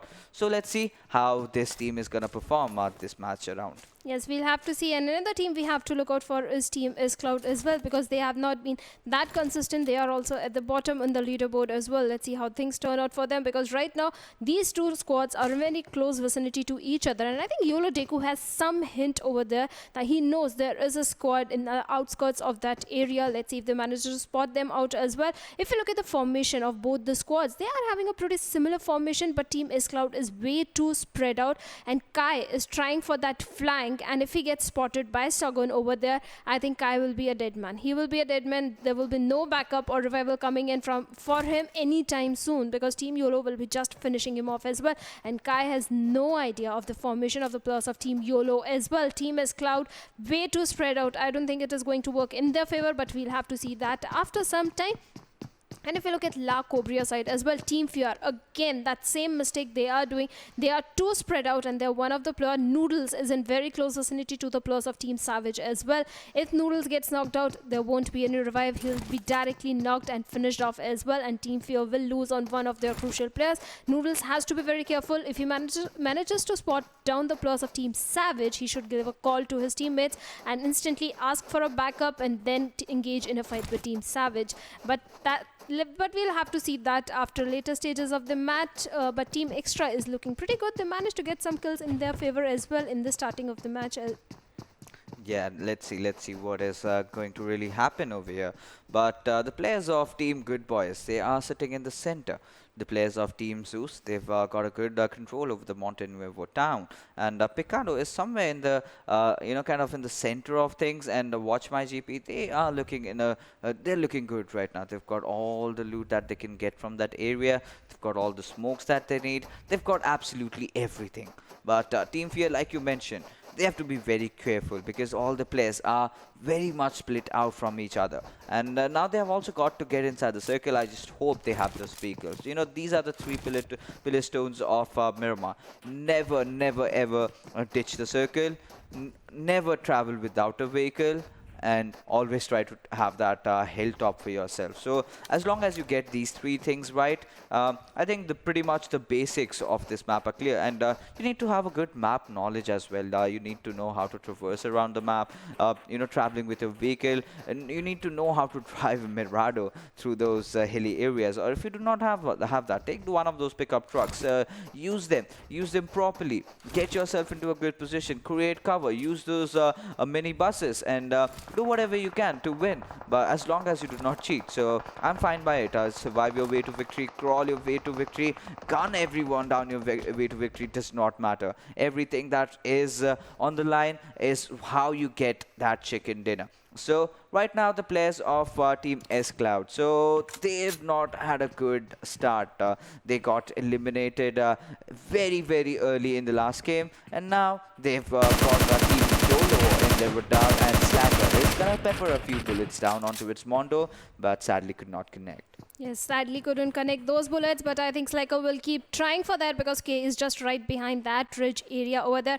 And Kai has got an M16, the single tap burst gun over there. Let's see how he tries to take one of the player of Team YOLO. If they are peeking in for a long time, I think I will be taking them down as well, as already one of the player of Team YOLO is down on his knees. There should be a revival coming in anytime soon, but if you look at the position of Spider and Mondo, they are trying to close in towards the players of Team YOLO as well. And Spider, I think, has already managed to close in, and Kai will be taking down Sagun, finishing him off as well, and will be taking down Deku as well. Team YOLO is not looking good at all, as Team S-Cloud is just charging into their compound, managed to take down one of the player, knocked another player, and there is a Molotov coming in, but no, it didn't connect that well. But let's see, the players of Team YOLO are still outnumbered. They are just two men over there. Yeah, they kind of outnumbered over there. And Slacker and Smith, well. Oh my goodness, he is burning. He's a barbecue in this deserty land, and Mondo will definitely find him off, and Slacker has been taken down before he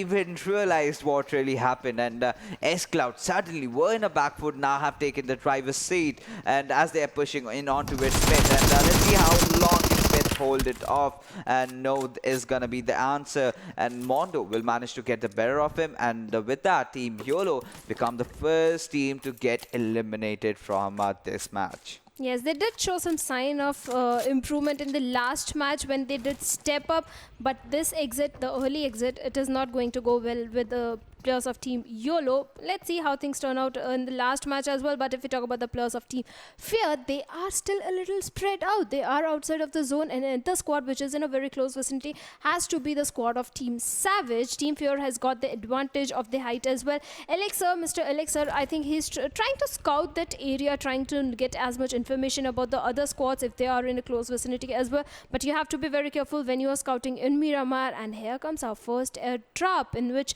I can already see AUG, A3, 5.56 ammo, extended quick draw of AR, level 3 gears, and a level 3 backpack. Let's see if any teams goes for that airdrop or not. We'll have to see that. And if we talk about the players of Team Centrelink Esports, they are also trying to gain that height advantage. I think in Miramar, every team aim for that. They either go for the compound cover if they can get a decent compound, or those hilltops. Hilltops are their friends. Every team aims for getting a good hold of those hilly mountain areas.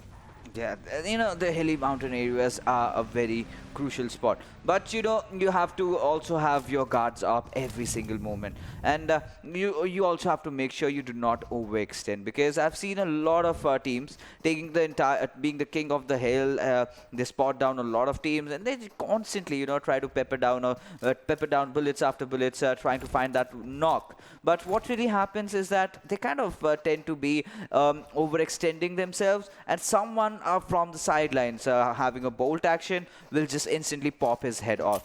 But right now, Faker from For You Quest did manage to get a knock for himself.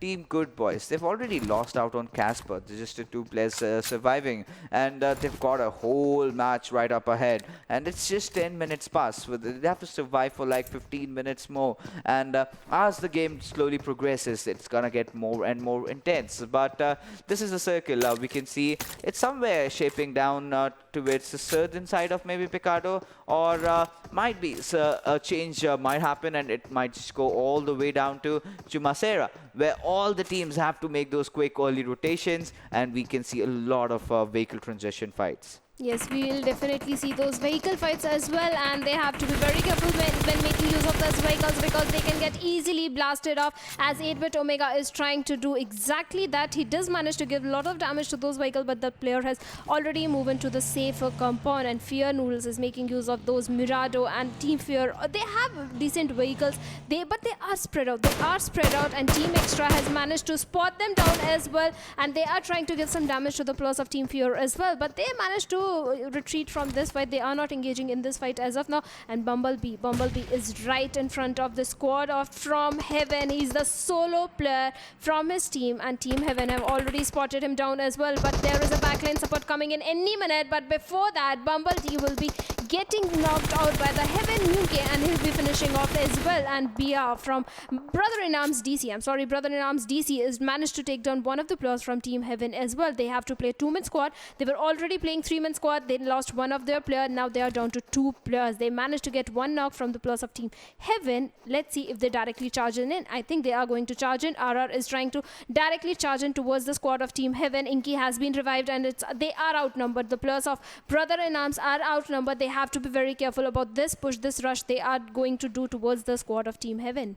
Yeah, we have to see what happens this time around. But Rat, well, he is on the receiving end, and he better not get knocked, because if he does, then it's bad news. But Zata will secure that kill of T-Man from Team Savage, and he'll just get into cover.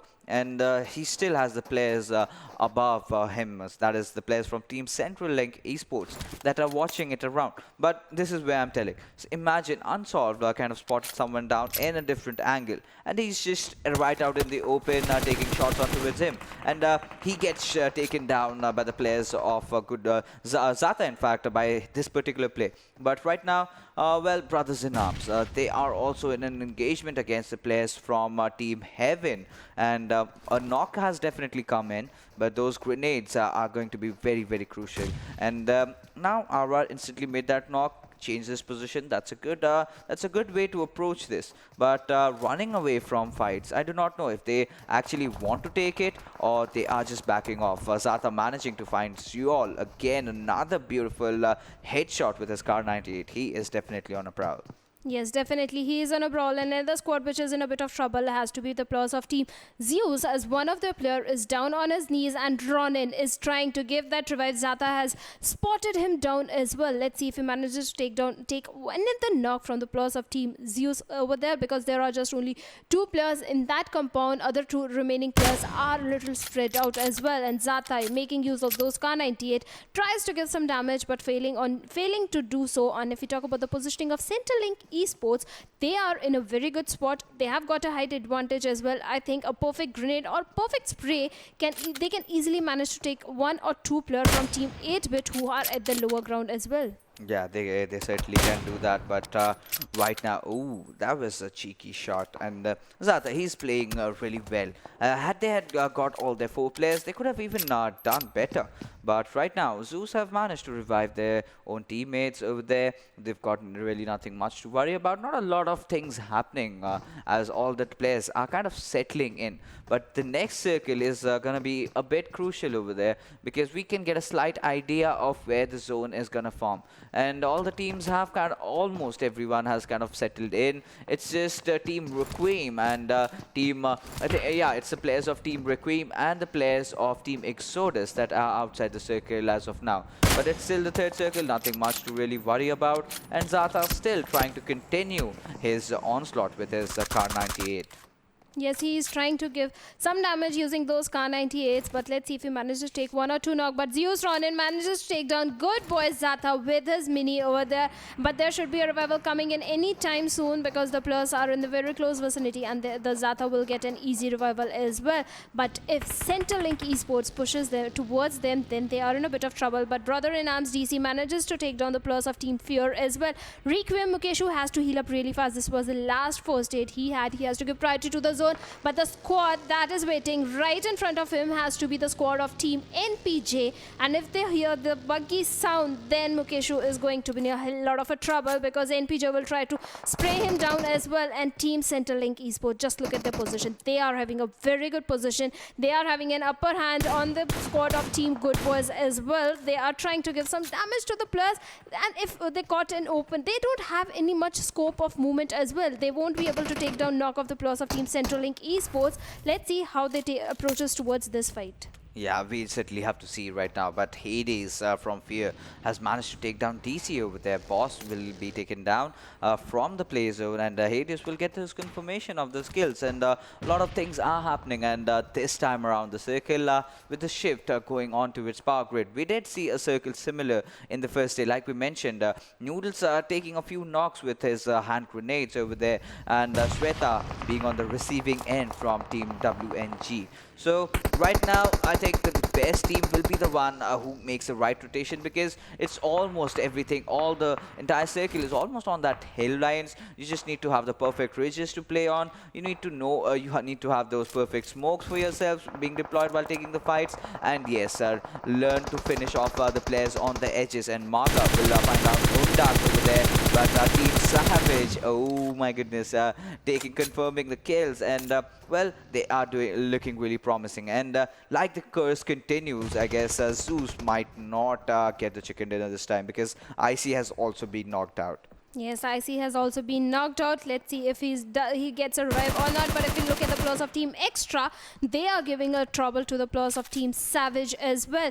And Marga is trying to make use of those buggy, and Mara from Team Extra has already spotted him down as well. And Zeus Ronin is trying to get some damage to the player Faker from Team 4Quest, and he does manage to blow off his vehicle as well, but he manages to get into the cover and surviving barely on few HPs. He will be healing up really fast and will be back in the game, but Zeus is still still looking very good if they manage to give revive to IC, but no, Zoil is getting a lot of damage from the players of Team Extra as well, and Team Savage is also trying to give some damage to the players of Team Extra who are at the higher ground as well. Savage has to move from this fight. They are trying to disengage from this fight and give priority to the zone as well. And let's see, Zeus Zoil had already spotted him down as well. Will try to take him down from that buggy, but no, the shots didn't connect that well, and he manages to survive. But let's see what is the approach going to be of Team Zeus, because they have to give priority to the zone, which is just a few meters, 70 meters away from the zone. But Ronin will be getting knocked out by the players of Team Extra as well. Zeol making use of those smokes over there will try to give revive to Ronin as well, but Zoo popping in those grenades towards the squad of Zeus as well. Yeah, right now Team Extra, well, they are trying to spot down enemies over here.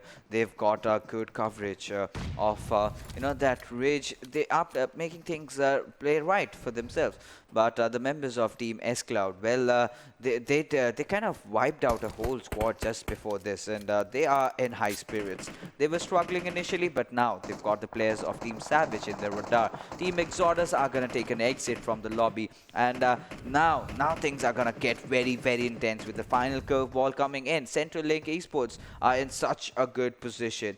We just have to see as to how they are going to capitalize on it. But Seoul from Zeus will be taking a knock onto its Mara. Let's see how this particular team is going to play it out. But in the meanwhile, Voyage will be taking down Faker over here. And all the teams have to march in from the eastern side towards the circle. And now, whichever team, I believe that is Team WatchMyGP, can really capitalize on this situation. But no, they have to also get inside the circle of their own. Now that Team Fear have made it inside the circle, they can certainly look to gatekeep all the squads that are going to make the rotation. Yes, they can certainly keep the other squad which are going to be making those rotation, but there's a solo player of Team Fear as well, which is outside of the safe zone as well. And I can already see players of Team NPJ rushing in towards him and knocking heads down as well. There won't be any chance of revive, as 1v4 will be finishing him off as well. Team Fear is now down to 2-man squad, and they have spotted down the players of Team WMG as well, WatchMyGP as well, and Team NPJ as well. Let's see what is going to be the approach of Team Fear, the tool solo man, but Team S Cloud is looking pretty good right now. They have managed to get 5 kills without any casualty as well. Mr. Elixir will try to give some damage to the players of Team NPJ, but before that, Team Extra Esports just got eliminated at the 11th position as well. Mr. Elixir is trying to hold on to his ground, hold on to his position without getting spotted, but GooDBoyS Rat will be taking down the players of Team Zeus as well. There is going to be the last solo player of Team Zeus, that is Zoil. Let's see if he manages to give revive to his teammate or not. And Zeus Ronin also got finished off by the players of Team GooDBoyS, and Evil Lord is making use of those M16 and is trying to give damage to the players of Team NPJ, and Mr. Elixir does manage to spray down the vehicle of 1v4 over there, finishing him off, and Nance has already been finished off by Mr. Elixir with that M416. NPJ is certainly not looking good right now. Yeah, they are certainly not looking good, because with the way the things happened to us recently, oh my goodness. And well, there you go, water being taken down, the final player, and Team NPJ have to bow down and take an exit over here. But right now, Team Fear, now they've just got those 2 players alive. They've got 4 kills. They're doing decent, but they can even do better. But right now, what really stand in front of them is Team FROMHEAVEN, who are trying to make that push from behind. Omega has managed to secure 1 knock onto its Sweat, and there you go, Team 8-Bit really going all in, and Sengi will also be finished off, and WatchMyGP have been eliminated from this particular game.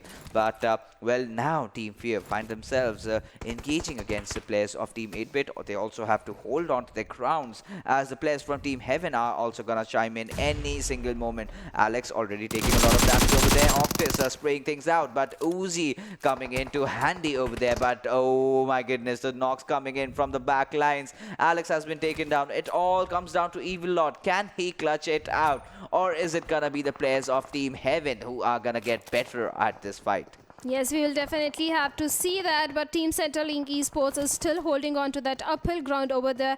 They have the height advantage, but they are not engaging in much fight as of now. But they have spotted on the players of Team S Cloud, and Centrelink Esports Voyage has managed to take down one of the players from another squad as well, and Smoke, a perfect grenade. I think he can take 1 or 2 knocks from the players of Team S Cloud, but he has to be very careful of Heaven Inky, who is right at the opposite hilltop and in front of them. It's Spooky will be getting knocked out by finish off by 8-bit Octus over there, and Smoko does manage to take down S-Cloud Spider over there, and let's see if a revival should be coming in or not. But GooDBoyS Zata is also in that same warehouse. He might go for that kill for the in his team's favor as well. And if we talk about team 8-bit, Octus is still knocked out. Let's see if a revival should be coming in or not. But Team Heaven 2 players are right in front of the squad of 8-bit as well, and Myunke will be getting knocked out by Fear, Evil Lord, and Jal, the last solo player remaining from his team as well. Let's see how things turn out, and a perfect grenade coming in from Jal manages to take down Melis from team 8-bit as well. It's just Sibo and Omega from team 8-bit. Jal, who is already very low on HP, he has to heal up really fast and give revive to his teammate as well. Still, it's a 1v2 fight for him. I don't think he'll be able to give revive to his teammate. He has to heal up. He has managed to heal up. Still, there are 2 players, and on the other hand, GooDBoyS Zata is trying to finish off the players of team S-Cloud Spider as well, and Zal manages to knock down one of the player of team 8-bit. The last solo player, Omega from team 8-bit, is remaining. It's a 1v1. It's a 1v1 between Heaven Jal and 8-bit, and 8-bit Omega does manage to eliminate the squad of team from Heaven as well. Yeah, but right now what team 8-bit has to do is revive their players and get inside the circle. But Evil Lord, will he let that happen? That is a bigger question over here. Smoko taking down Zata, and well, Centrelink have managed to eliminate the boys from team GooDBoyS, but Evil Lord, that one grenade going in, and oh, this can be very detrimental. This can be very, very devastating, and Unsolved manages to find Nirzed over there. Kyle will somehow survive the rat, but Evil Lord will be falling down to Malice, and Malice instantly going in for the revive, and Team Fear take an exit. We are down to our last 3 teams, 8 players alive, and Kai is on a domination spree right now, and 8-bit, they still have a few of their players, and they've had a very tough time making their way inside the circle. They were engaging in fights right from the start, and now it's got even more intense, and we just have to see as to how this team is gonna play it out, as a circle has formed and not even a single soul is inside of it. And Omega, if he manages to get inside the circle, and if he manages to spot down the players of Centrelink and S-Cloud, I think this might be a good winner-winner chicken dinner for Team 8-bit. Yes, this could be a winner-winner chicken dinner for Team 8-bit, as they are looking very promising. They does manage to get good kills also in their favor. They have to be very careful, and I think for now Team S-Cloud and Team Centrelink Esports are trying to engage in a fight with each other as well, and I think this can be a blessing in disguise for Team 8-bit as well. And Team S-Cloud players does manage to knock down one of the players of Team Centrelink Esports, which are now down to 2 men, and Team 8-bit already know there are 2 squads right in front of them, and 8-bit Omega does manage to take down Smokey from Team Centrelink Esports and Voyage as well, and Team 8-bit is not stopping for anyone. Total domination, 11 kills in their favor, and there is a squad of Team S-Cloud as well, and Team Centrelink Esports last solo player remaining over there. Yeah, absolutely. And well, we have to see if he can really clutch things around for his own teams. And well, Gangxi, let's see what he's up to. He spotted down the players of S-Cloud. He has to get down, and that's a good question. How is he gonna do that? If he falls, he's gonna be taken down anyways. But well, Malice putting him down to his misery, and Gangxi getting finished off. But Omega, oh my goodness, he's got that first knock over there onto his Mondo. Will want to ensure that, but Nirzed, he's been knocked down by Malice, and it all comes down to a 2v1 situation. Now Team S-Cloud, the team that had a very, very good chance on winning this particular game, now find themselves just losing out. And there you go, Kai, the last player being taken down, and the winner-winner chicken dinner coming in for Team 8-bit. And it was long time coming, it was long time overdue, and finally the boys have done it. Yes, finally they have done it. They have lived up to their name as well, and not just the winner-winner chicken. Just look at the kill numbers. I think 12 or 13 kills were in their favor. They were totally dominating it. They were dominating. In fact, in some of the situations, they were at a disadvantaged position as well, and they did manage to come out of it and did manage to take down their enemy opponent team as well. And look at the MVP. It has to be 8-bit Omega with a total of 6 kills, 694 damage, and survival time is 25 minutes 32 seconds, and distance covered is 6.49 kilometers. Yeah, 694 damage, 6 kills, a very good outing by Omega. And the way he played, the way he supported his teammates, and that last fight between the players of team from Heaven and 8-bit Omega, where he just 1v1 and clutched that play was definitely the best play from his side, because that was a very intense situation.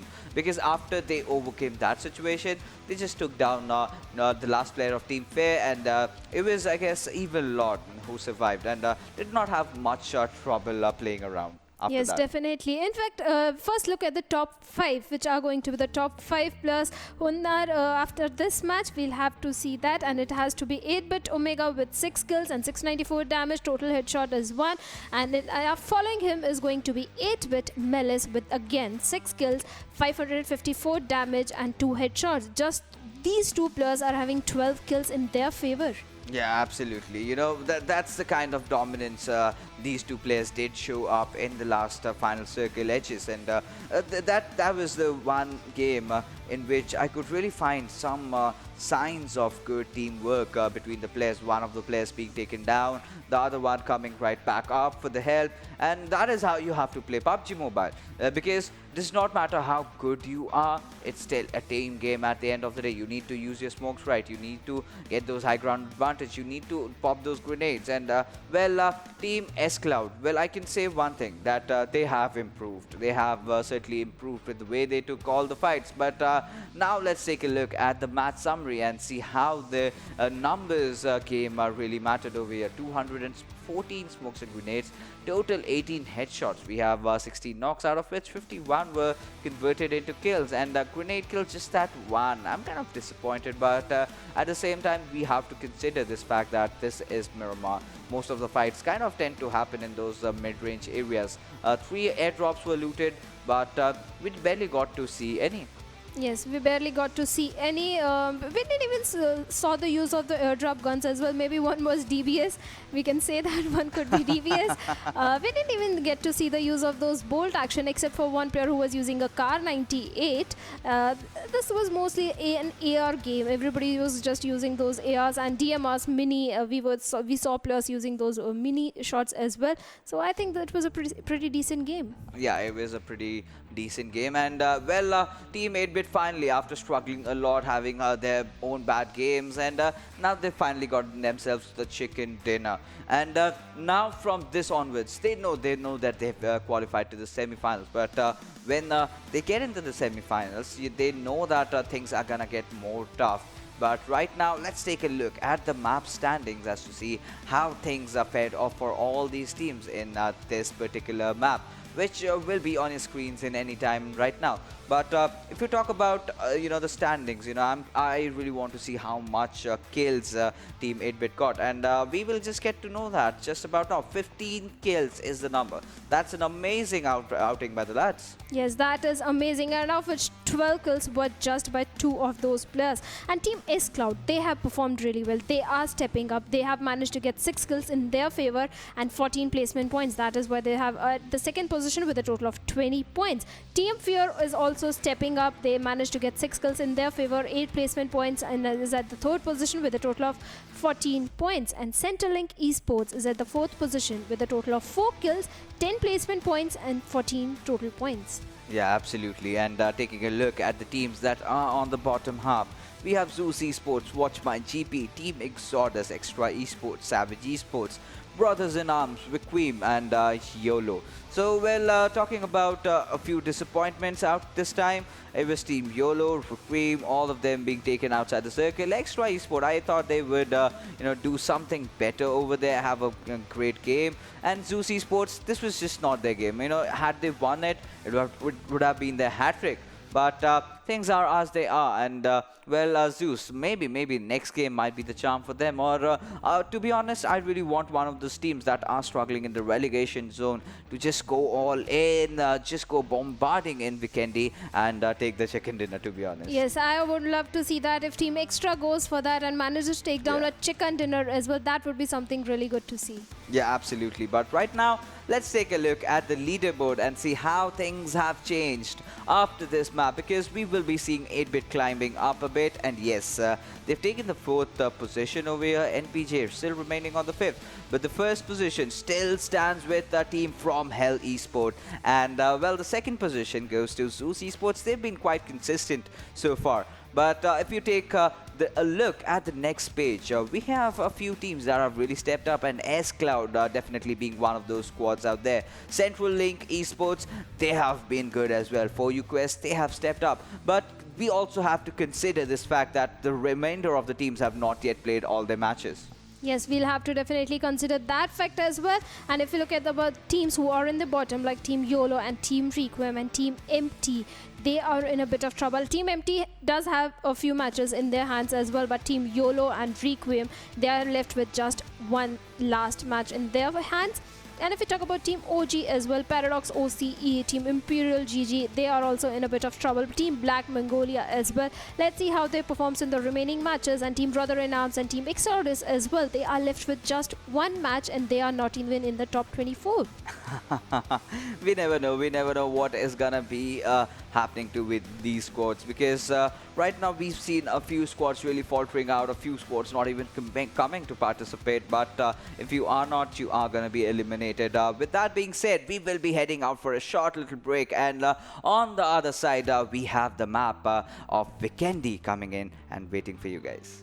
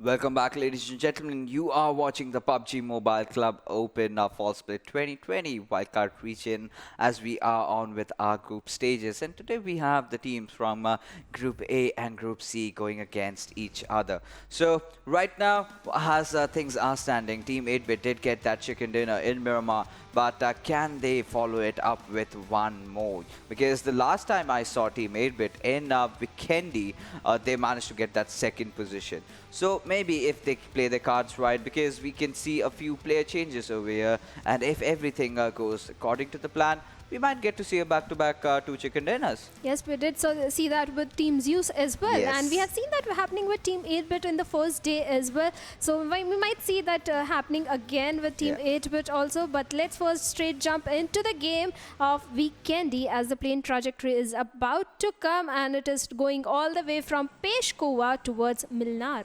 Yeah, absolutely. And right now, the flight path trajectory, as we can see, is kind of, a normal one. I've seen that a lot. That's a very generic flight path.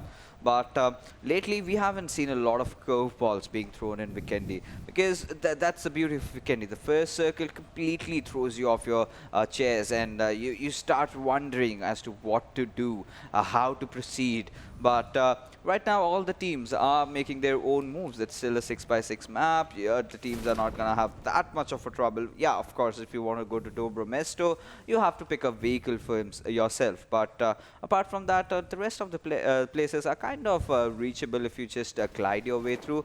And yes, talk about those extreme circles. Talk about those curveballs right from the start.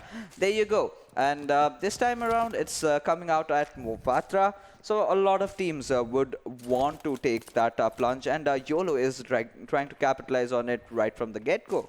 Yes, they are definitely trying to capitalize on that. If they have a good positioning in the Vikendi, they can survive for the next 2-3 zones. But another team which is engaging in an early fight has to be the team of Team S-Cloud, and they managed to take down Gangxi from the squad of Centrelink Esports, finishes off with that Uzi as well. And another player is also in a bit of trouble, but no, S-Cloud player is in a bit of trouble as Voyage manages to take down one of the player of Team S-Cloud, but Kai, perfect backup coming in and manages to take down one of the player Voyage from the squad of Centrelink Esports. Centrelink Esports is not looking at all good. There's a last guy standing in from that team, and it has to be Unsolved, who is trying to retreat from this fight because they don't want an early exit. They have to rely on those position points in this match as of now.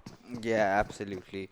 But right now, Centrelink, that was a good game in Miramar, but somehow they kind of messed it up this time around. And all these teams have to make those quick rotations in, and Noodles will be finding a knock onto its Octus and will want to capitalize on the situation. But what really stands in his way is Sibo and Malice over here. And let's see how Sibo and Malice are going to provide that cover fire on his teammate. And oh my goodness, Sibo has nothing, just a double barrel shotgun. And how is he going to take those knocks? And he will actually have to let the players of Team Fear come in a close range vicinity when he decides to take those shots. Had he had a kind of a choke or a duckbill, things might have been different over here. But by the looks of it, he does not even have any armor. And there you go, Hades going in for the second knock. Malice has also been taken down. 3 players of Team 8-Bit are down right from the start, and they just might be the first squad to get eliminated from the game. And this is not looking good at all. Sibo will try to not get spotted in this situation. That is the only thing which is going to work in his favor, because clutching with a double barrel without any armor is almost next to impossible. So Sibo will try to not get spotted because he can't save his teammates. There is no chance that he can save his teammates or give them revive. Noodles is right in front of him, and he can't do anything, because if he tries to take down Noodles, the rest of the 3 players of Team Fear will definitely spot him out as well and will take him down that easily. On the other hand, Team Savage is also trying to knock down the players of Team Extra, as Leo has just been knocked out with that G360. Savage really has been counter-knocked by the players of Team Extra as well. So Team Extra is also engaging in an early fight at Hot Springs. Yeah, certainly he is. And a lot of fights are going on, and Team Extra Binohon is already on a domination. 3 kills to his name. And right now, the players from Team From Heaven are going to engage against the players of Team YOLO, who are just beside them. And Team YOLO have been shaky again. They've got that good match in the first game, and they kind of messed up the others. And, I really want this team to be playing out of their minds, play their best foot forward. And, Inky from Team Heaven, he might just push in any single moment. And they've isolated Slacko where the smokes have been deployed. And he looks to make that early exit from this compound. But he has managed to spot out Inky. Tries to go in for the spray, but does not connect. He will have to make a chase for his teammate. But no. Oh my goodness. He's being surrounded. He's being hunted. And finally, Inky will manage to spot him out. Monkey will get the kill. Yes, definitely. Team Heaven Munke will be getting that kill, and Team Solo is trying to disengage from this fight. They will try to retreat. They have lost one of their players, and I can already see 2 of their players retreating from this fight. Let's see. But Sagun is still stuck in between the squad of Heaven over there, players of Team Heaven. But Deku is trying to give some damage to Jal, and Jal tries to give damage to Deku as well. But let's see. Jal is trying to get into a cover. The players of Team YOLO are out there in the open. They are trying to provide that backline support to the Sagun as well. Let's see how things turn out. For now, Team YOLO players are outnumbered as well. A proper rotation or a flank from the players of Team Heaven, they can easily manage to take down Sagun on the other hand. And Sagun is also trying for that flank, the rest of the 2 players are trying to distract the players of Team Heaven, which is working in their favor, as Sagun tried to sneakily flank from the right side and reunite with his teammates. After that, we might see Team YOLO retreating from this fight as well. On the other hand, Team Extra is also playing really well, but they are all the way in the hot springs. And let's see, Jal is still trying to spot out the players of Team YOLO, and let's see if they manage to take 1 or 2 knocks in their favor as well. But I don't think that will be possible, as Team YOLO has already decided to retreat from this fight. The rest of the 2 players are moving towards Bihar, and Sagun is trying to go towards the southern side, and Team GooDBoyS will be waiting for them over there. Yeah, and our team Heaven, all right. So they've been looking good from the entire start of the tournament. They've got a lot of kills. They've got a lot of good games. They've also, managed to cement their way for the semi-finals. But after that, the journey is definitely gonna be very, very tough for this team. But the players from Team Exodus and like we mentioned, Team YOLO, Team Exodus, all these teams, they have to actually step things up. And same goes for Team REQUIEM as well.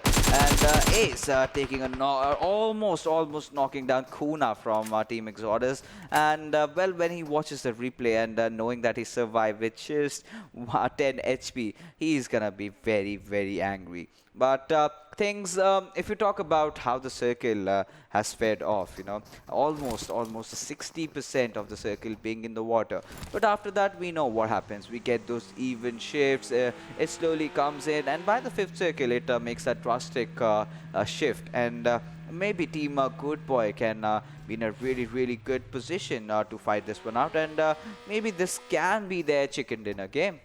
Yes, this could be their chicken dinner game as well, but we'll have to see that after some time. And if we'll talk about the solo player of Team 8-Bit, he's way too far away from the safe zone. And Team GooDBoyS, they are also playing 3-man squad. I don't understand why all these players don't join the lobby. Every single player is very crucial, especially in the close range fights as well.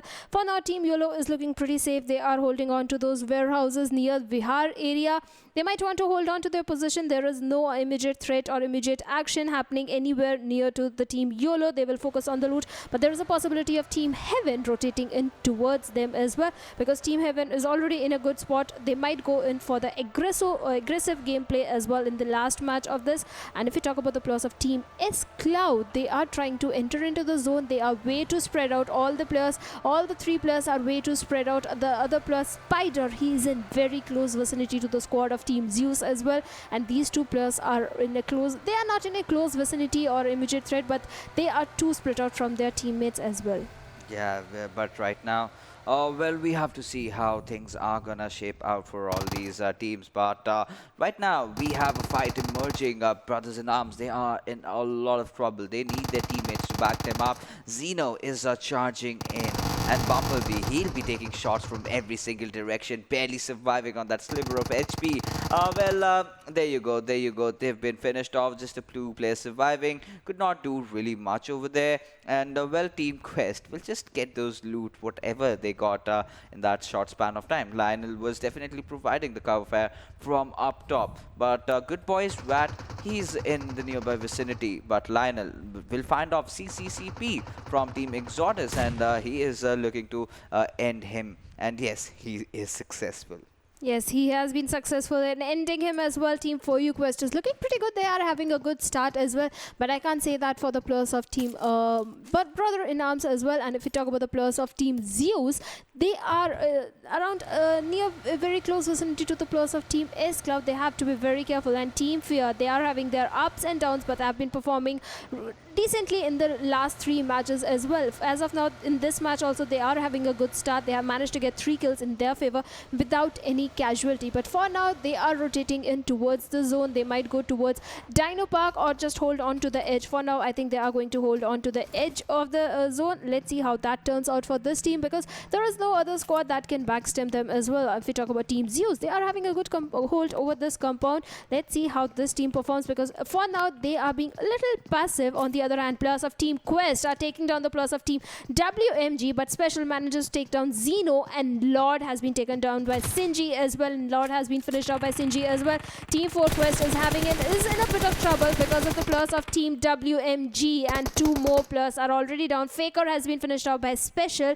The last solo player, Lionel, is the last one standing from the Team 4 Quest. Yeah, absolutely. And right now, we have to see the players of Team 4U Quest. So, Lionel and his teammates. So, Zeno is already taken down. Their squad was doing so good, and suddenly they are on the receiving end.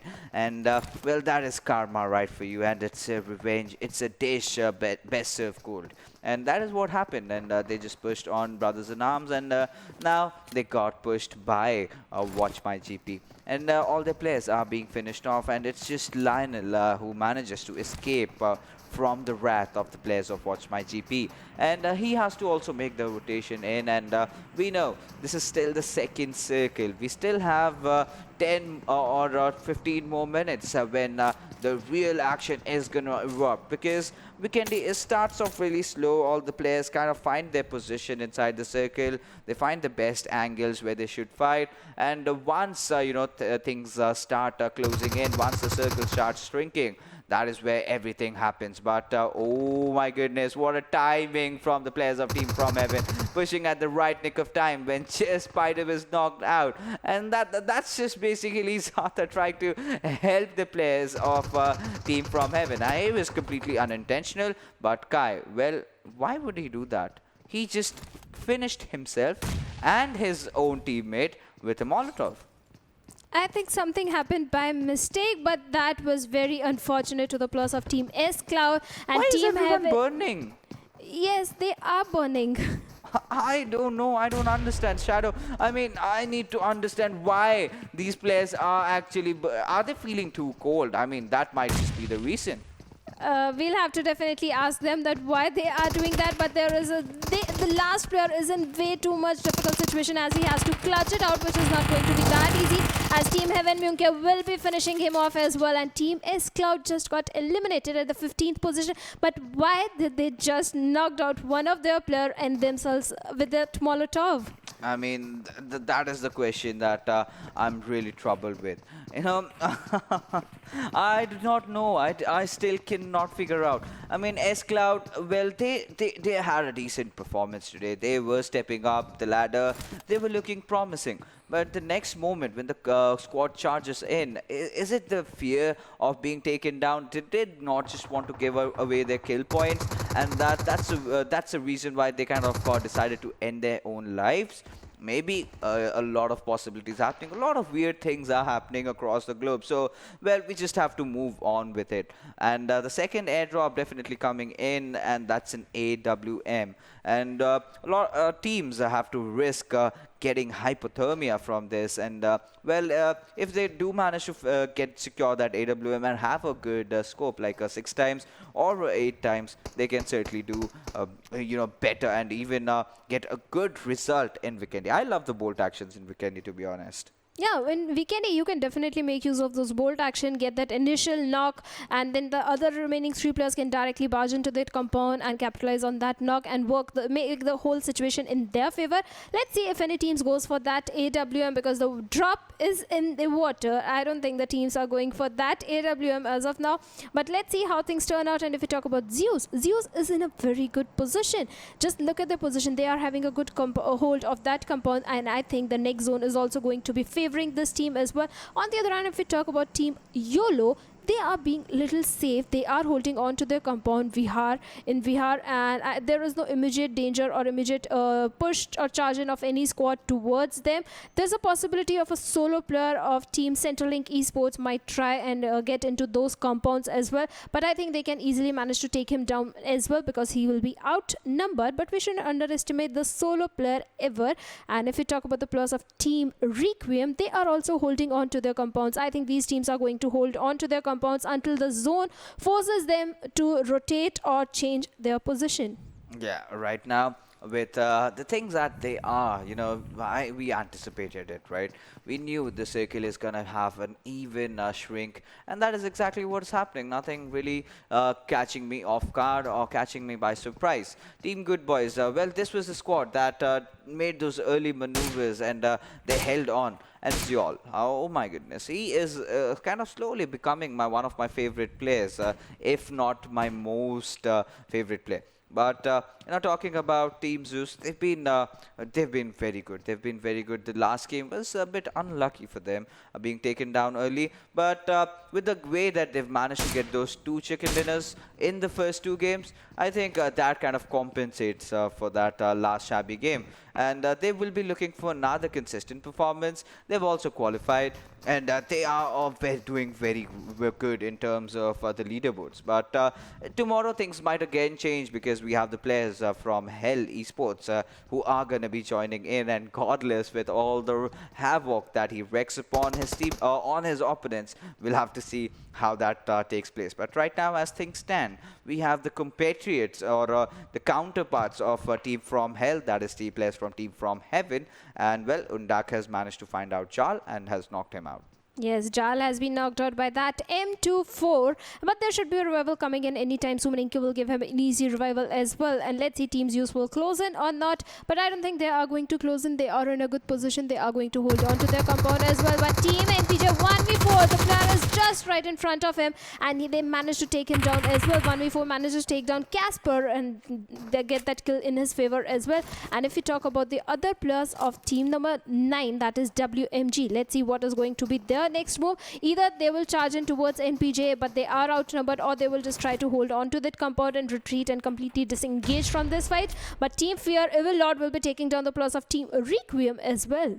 Yeah, and WatchMyGP, this is again another team that has their good days and their bad days. And last time around, we saw them getting 1 chicken dinner. Before that, they used to start off really quick. They used to go all guns blazing, and somewhere down the line, they used to fizzle out. They used to crumble. Right now, the players of Team NPJ, this is a squad that has actually taken me by surprise. I really thought that they will not be able to do much, but with the way they've been playing lately, I think they've got a lot of potential that even they do not know about. Well, I love their team play, the way they back each other up.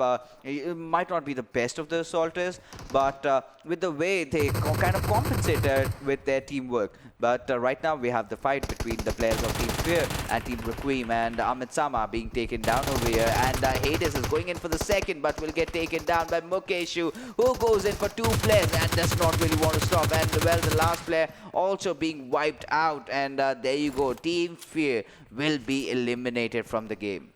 Yes, Team Fear is again getting eliminated at an early position. I think this is not going to go well with them. But Team Requiem is trying to step up as they have managed to get 4 kills in their favor. 2+ are although on their knees, but they will get an easy revival. They will heal up. They have good loot as well. They are looking pretty good in the terms of positioning as well. They are in a safe position in the area of nearby the Muvatra area. So there is no another squad that is going to contest them. Let's see if the zone also favors them. I think Team Requiem will have a good placement points as well. They are managing to get kill points as in their favor. And if we talk about the plus of Team NPJ, the team which is in very close vicinity has to be the squad of Team WatchMyGP. Let's see if they both also try to engage in a fight or not. And if we talk about Team Extra, they are at the southern side holding on to their position. NPJ being pretty happy with that 1 kill, holding on to. They are being little passive. If I talk about, they are being little passive in the today all the 4 matches of the today. Yeah, that certainly kind of has happened. But right now, this is also kind of anticipated. The circle shrinking to a point that it comes down to the land. And that's where I said that this position for the players of Team GooDBoyS is certainly going to help them a lot. And that is actually happening over here. The players have taken the central position. Now they just have to keep their guards up, not get knocked or be pushed upon. But Team Savage, well, Doze is just outside the circle. He's trying to close in. And so same goes for the players of Team 8-Bit as well. They also have to close in. And Centrelink Esports, so, well, he's a man who's really, really brave. In the frozen tundras, he's managed to take a dip. And, well, a lot of people love doing that. A lot of people have a lot of weird fascinations. And, well, so he has to suit himself over there. But right now, as things stand, Zeus, they are kind of in the epicenter. But as the circle slowly reduces, there's a dance show-off. There's a showdown happening. And I would have loved to be a part of this, to be honest. I would have also been. I would also be loved to be part of this. They seem pretty happy. They know they are qualifying. They are in a good spot. They know they are qualifying. Even if they go all passive, and just look at that, the zone is also favoring them. They are in a pretty decent spot. They can just chill around, have fun in the last match of today, and just perform in the semi-finals, because I think they are. Hopefully, they are going towards the semi-finals as well. But let's see if it, like you said, the solo player of Team Centrelink Esports needs to be a bit of careful, because Team YOLO is right in front of him. Yeah, certainly. And the players of Team YOLO, I don't think they've spotted Unsolved yet, but any single moment they might just spot him and can go for his life and finish him off and wipe him out from the lobby. But the game has been silent so far, not a lot of happening around. But when the next circle shifts, like we just got right now, things are going to be very, very interesting. After this, the 6th circle will come in and the curveball will definitely pop in. But, well, there you go. Unsolved has been spotted. Smith and Deku are definitely going to dish out a lot of damage onto its display. Yes, they are definitely going to put a lot of damage, as he has been spotted out, and Team YOLO is not going to let him go off that easily, because they know he is handicapped in water. He can't do anything. That's an easy kill, and they are going to go for that kill. But just look at the plus of Team Extra. They are trying to barge in into the compound of Team WMG, and there's a good formation as well, as we talk about it. They have a good formation. Let's see if they manage to take down Special over there. But Special is making use of those M416, manages to give some damage to Zoom, who was making use of that vehicle over there. And I think Team Extra is trying to disengage from this fight, or just going for that better positioning and better formation. We'll have to see that, but they definitely know the squad is in the compound. They might go for that higher ground approach as well. And another squad which is giving problem to Team YOLO has to be the squad of Heaven. Yeah, certainly. And, well, Team YOLO, they've somehow managed to hold on, but right now they've got to do more than that. And Smith, they are all on the edges, and Solved. Well, Smith has to be very careful so as to not overcommit in that fight, so as to not get so dissolved with Unsolved that he will just get taken down from the players of Team FROMHEAVEN. But now this is the moment of truth, because now we will get to know where the circle exactly makes that shift. And the YOLO players from Team YOLO are on that receiving end. And there you go. The Team 8-bit has also been wiped out, the last player surviving. And somehow he's managed to earn at least a few placement points. No, it's just that one, because 11 to 16, we just get that one placement point. So, well, a rather shabby outing from Team 8-bit, but will kind of get nullified with the fact that they got the chicken dinner this time around. Yes, it will get nullified if they manage to get the chicken dinner, but Team Heaven Inc. will be taking down the plus of Team YOLO, and Team YOLO has been eliminated at the 12th position. And if we talk about Team REQUIEM, they are not in the zone. They have to enter into the zone, and the squad that will be keeping them out is going to be the squad of Team Zeus. Team Zeus has spotted out the plus of Team REQUIEM, and Zoil will be taken down by REQUIEM boss with that perfect M24 shot. But I think Zoil will get an easy revival as well. This might be an opportunity for Team REQUIEM players to enter into the zone and close in towards the squad of Team Zeus, but for now they are going to give priority to the zone, and Icy with that G360 spray manages to give some damage to the player of Team REQUIEM, but not sufficient damage to take him down. But let's see what is going to be the approach of Team REQUIEM players. They might charge in towards the squad, but no, they are going towards the squad of Team Heaven. Yeah, absolutely. Now the hell has broken loose, and the players of Team REQUIEM boss will certainly get that first aid on, but has to find some cover. NPJ is 1v4 being taken down by Zoob over there. Leo also getting himself into action, now taking down Water. But oh my goodness, what is happening? Was he oblivious of his the fact that he was just drowned? Boss has to just make that spray continue. Inky knows he's got his enemy, did manage to take him down, got instantly traded off, and Mukeshu will confirm that kill. And well, boss manages to live for a few more seconds, but as things are right now, a lot of teams have to enter in from the southern side. A lot of teams are gonna be taken down as they will be fighting against each other, and it was a pretty slow affair in the start, but now things have started to heat up, and squads will be eliminated in a matter of a few seconds. Yes, there's a possibility of them getting eliminated in a matter of few seconds, as Amit Sana will be almost, just look at his HP, barely few pixels. He is surviving. He need to heal up really fast, otherwise Team Zeus will be charging in towards them, and they are already outnumbered if I'm not wrong, because they are in a 2v2 split. Let's see how this turns out, and Team Heaven is also trying to give damage to them. Amit Sana, I think he's a little short on healings or something. You need to heal up. You need to heal up, Amit Sana, otherwise you will be getting an easy knock. If we talk about the plus of Team Heaven, a perfect grenade if comes in from Team plus of Team REQUIEM Ace can do a lot of damage to the plus of Team Heaven, and I can already see Ace cooking that grenade, throwing it, and a perfect grenade comes in, and Spooky has been knocked out. Jal, who is barely at the 10 HP, and this grenade can knock him down as well. A perfect grenade back to back are coming in from Ace over there, and he does manage to get one knock, but somehow Jal survived. But Spooky has been finished off, and Jal has been finished off by REQUIEM boss with that M416. Yeah, absolutely. And the players of Team Extra Esports, they have to get inside the circle, but they've got a bugger behind them, and that is Toys. But oh, the mean machine in action, and Rat has been spotted, and Kuna wants to get that confirmation, and so will he succeed. Yes, and Casper and his teammate are the two members surviving from the players from the team of GooDBoyS. And Zata, well, let's see what he does over there. But Ahmed Sama over here, well, Team REQUIEM, they are looking promising so far, but they've got a huge, big name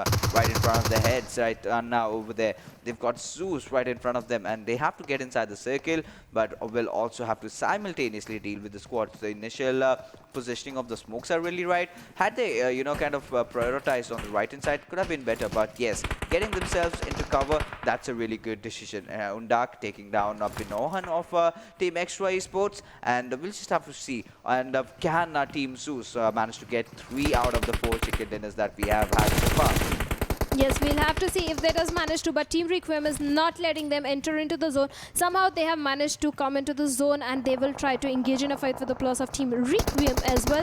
We'll have to see that. On the other hand, Team Exodus Kuna is trying to give some damage to the enemy team, and REQUIEM Mukeshu manages to blast the vehicle of the player of Team Zeus. I think it was Ronin who got knocked out. And let's see, Amit Sana is also trying to give damage to the plus of Team Extra as well, who are just hiding beside that smoke cover. And if we talk about the plus of Team WMG, Special has been knocked out by the plus of Team Extra and has been finished off as well, and Team MG will be getting eliminated at the 6th position. Requiem Ace is constantly trying to give the damage to the players of Team Zeus, but Amit Sana will be getting knocked out by Undak of Team Zeus. Yeah, absolutely. And this time around, Requiem's ace, he has managed to spot down Zul and did not really spray the light nick of time. Icy has also healed up. Amit Sama has been put into his miseries, and Ace dropping those smokes at the right spot. And now look at how the squads have melted. It's just 5 teams remaining, 12 players alive. Zoom has managed to pick on Icy over there, and Zeus will have to go on and revive his fallen comrade over there. The players of Team Requiem, they are inside the circle, but still have to secure themselves a better position. Team Exodus also making their move. Kuna still having that AWM, and we'll have to see how he performs with it. But, well, this team, that is Team Extra, that is very close to the circle, and anything can absolutely happen in any seconds right now.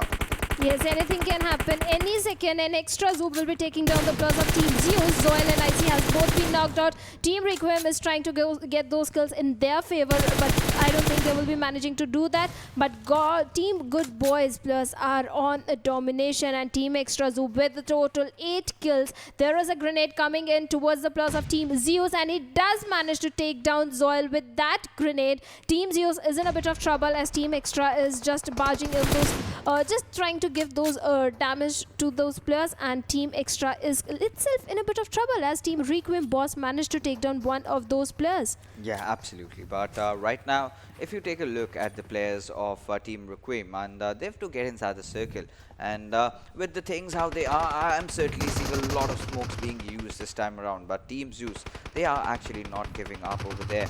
Even they've lost on a few players out there, and well, Team Requiem, they are doing so well. And Ace, he's playing out of his mind in this game, and have managed to wipe out the players of Team Zeus. And well, will also get the last final kill onto its player of Extra Esports, eliminating that squad as well. But now, as things stand, it's a 2v2 situation. Boss has been knocked out. Certainly, one of their players would want to go in for the revive, but if they are not opting for that, it's still gonna be a 2v2 fight. And well, the kills have been confirmed. It's a 2v2 situation. Team Requiem, 12 kills, and after this game, they are gonna be climbing up the leaderboards. And first knock coming in, and Casper getting that first knock, and there you go, the match has been finished, and the winner chicken dinner goes to the Team GooDBoyS over here. Yes, they did manage to get that winner chicken dinner in their favor, and I think they are going to be looking good in the leaderboard. Not just the GooDBoyS, the Team Requiem as well. Both the teams who were not in the top, I think they were going super aggressively in this gameplay, and Team Bad Boy managed to get that chicken dinner, perfect chicken dinner in their favor. Yeah. Absolutely. You know, with the way things happened, the last final circle was so chaotic, and you know, it is already anticipated. But you know, I thought that we might get to see a few more fights really in the initial phases, but that did not happen. But the MVP going to Binohan from Team Extra Esports. 5 kills, 611 damage, 8 kilometers of distance cover, 26 minutes of survival time. I thought maybe someone from Team Requiem will be the MVP, but well, whoever gets the chicken, whoever gets the good number of kills and everything will certainly have a better positioning, better advantage over here. But right now, a few other teams that really kind of messed up. Team 8-Bit, that was a disaster what happened to them right off the get-go. They were trying to go towards their drop location, that is in Winery, but really could not get there. But this time they were trying different strats, and certainly did not work out. But right now, let's take a look at the top 5 players that are going to be following Binohan in the list.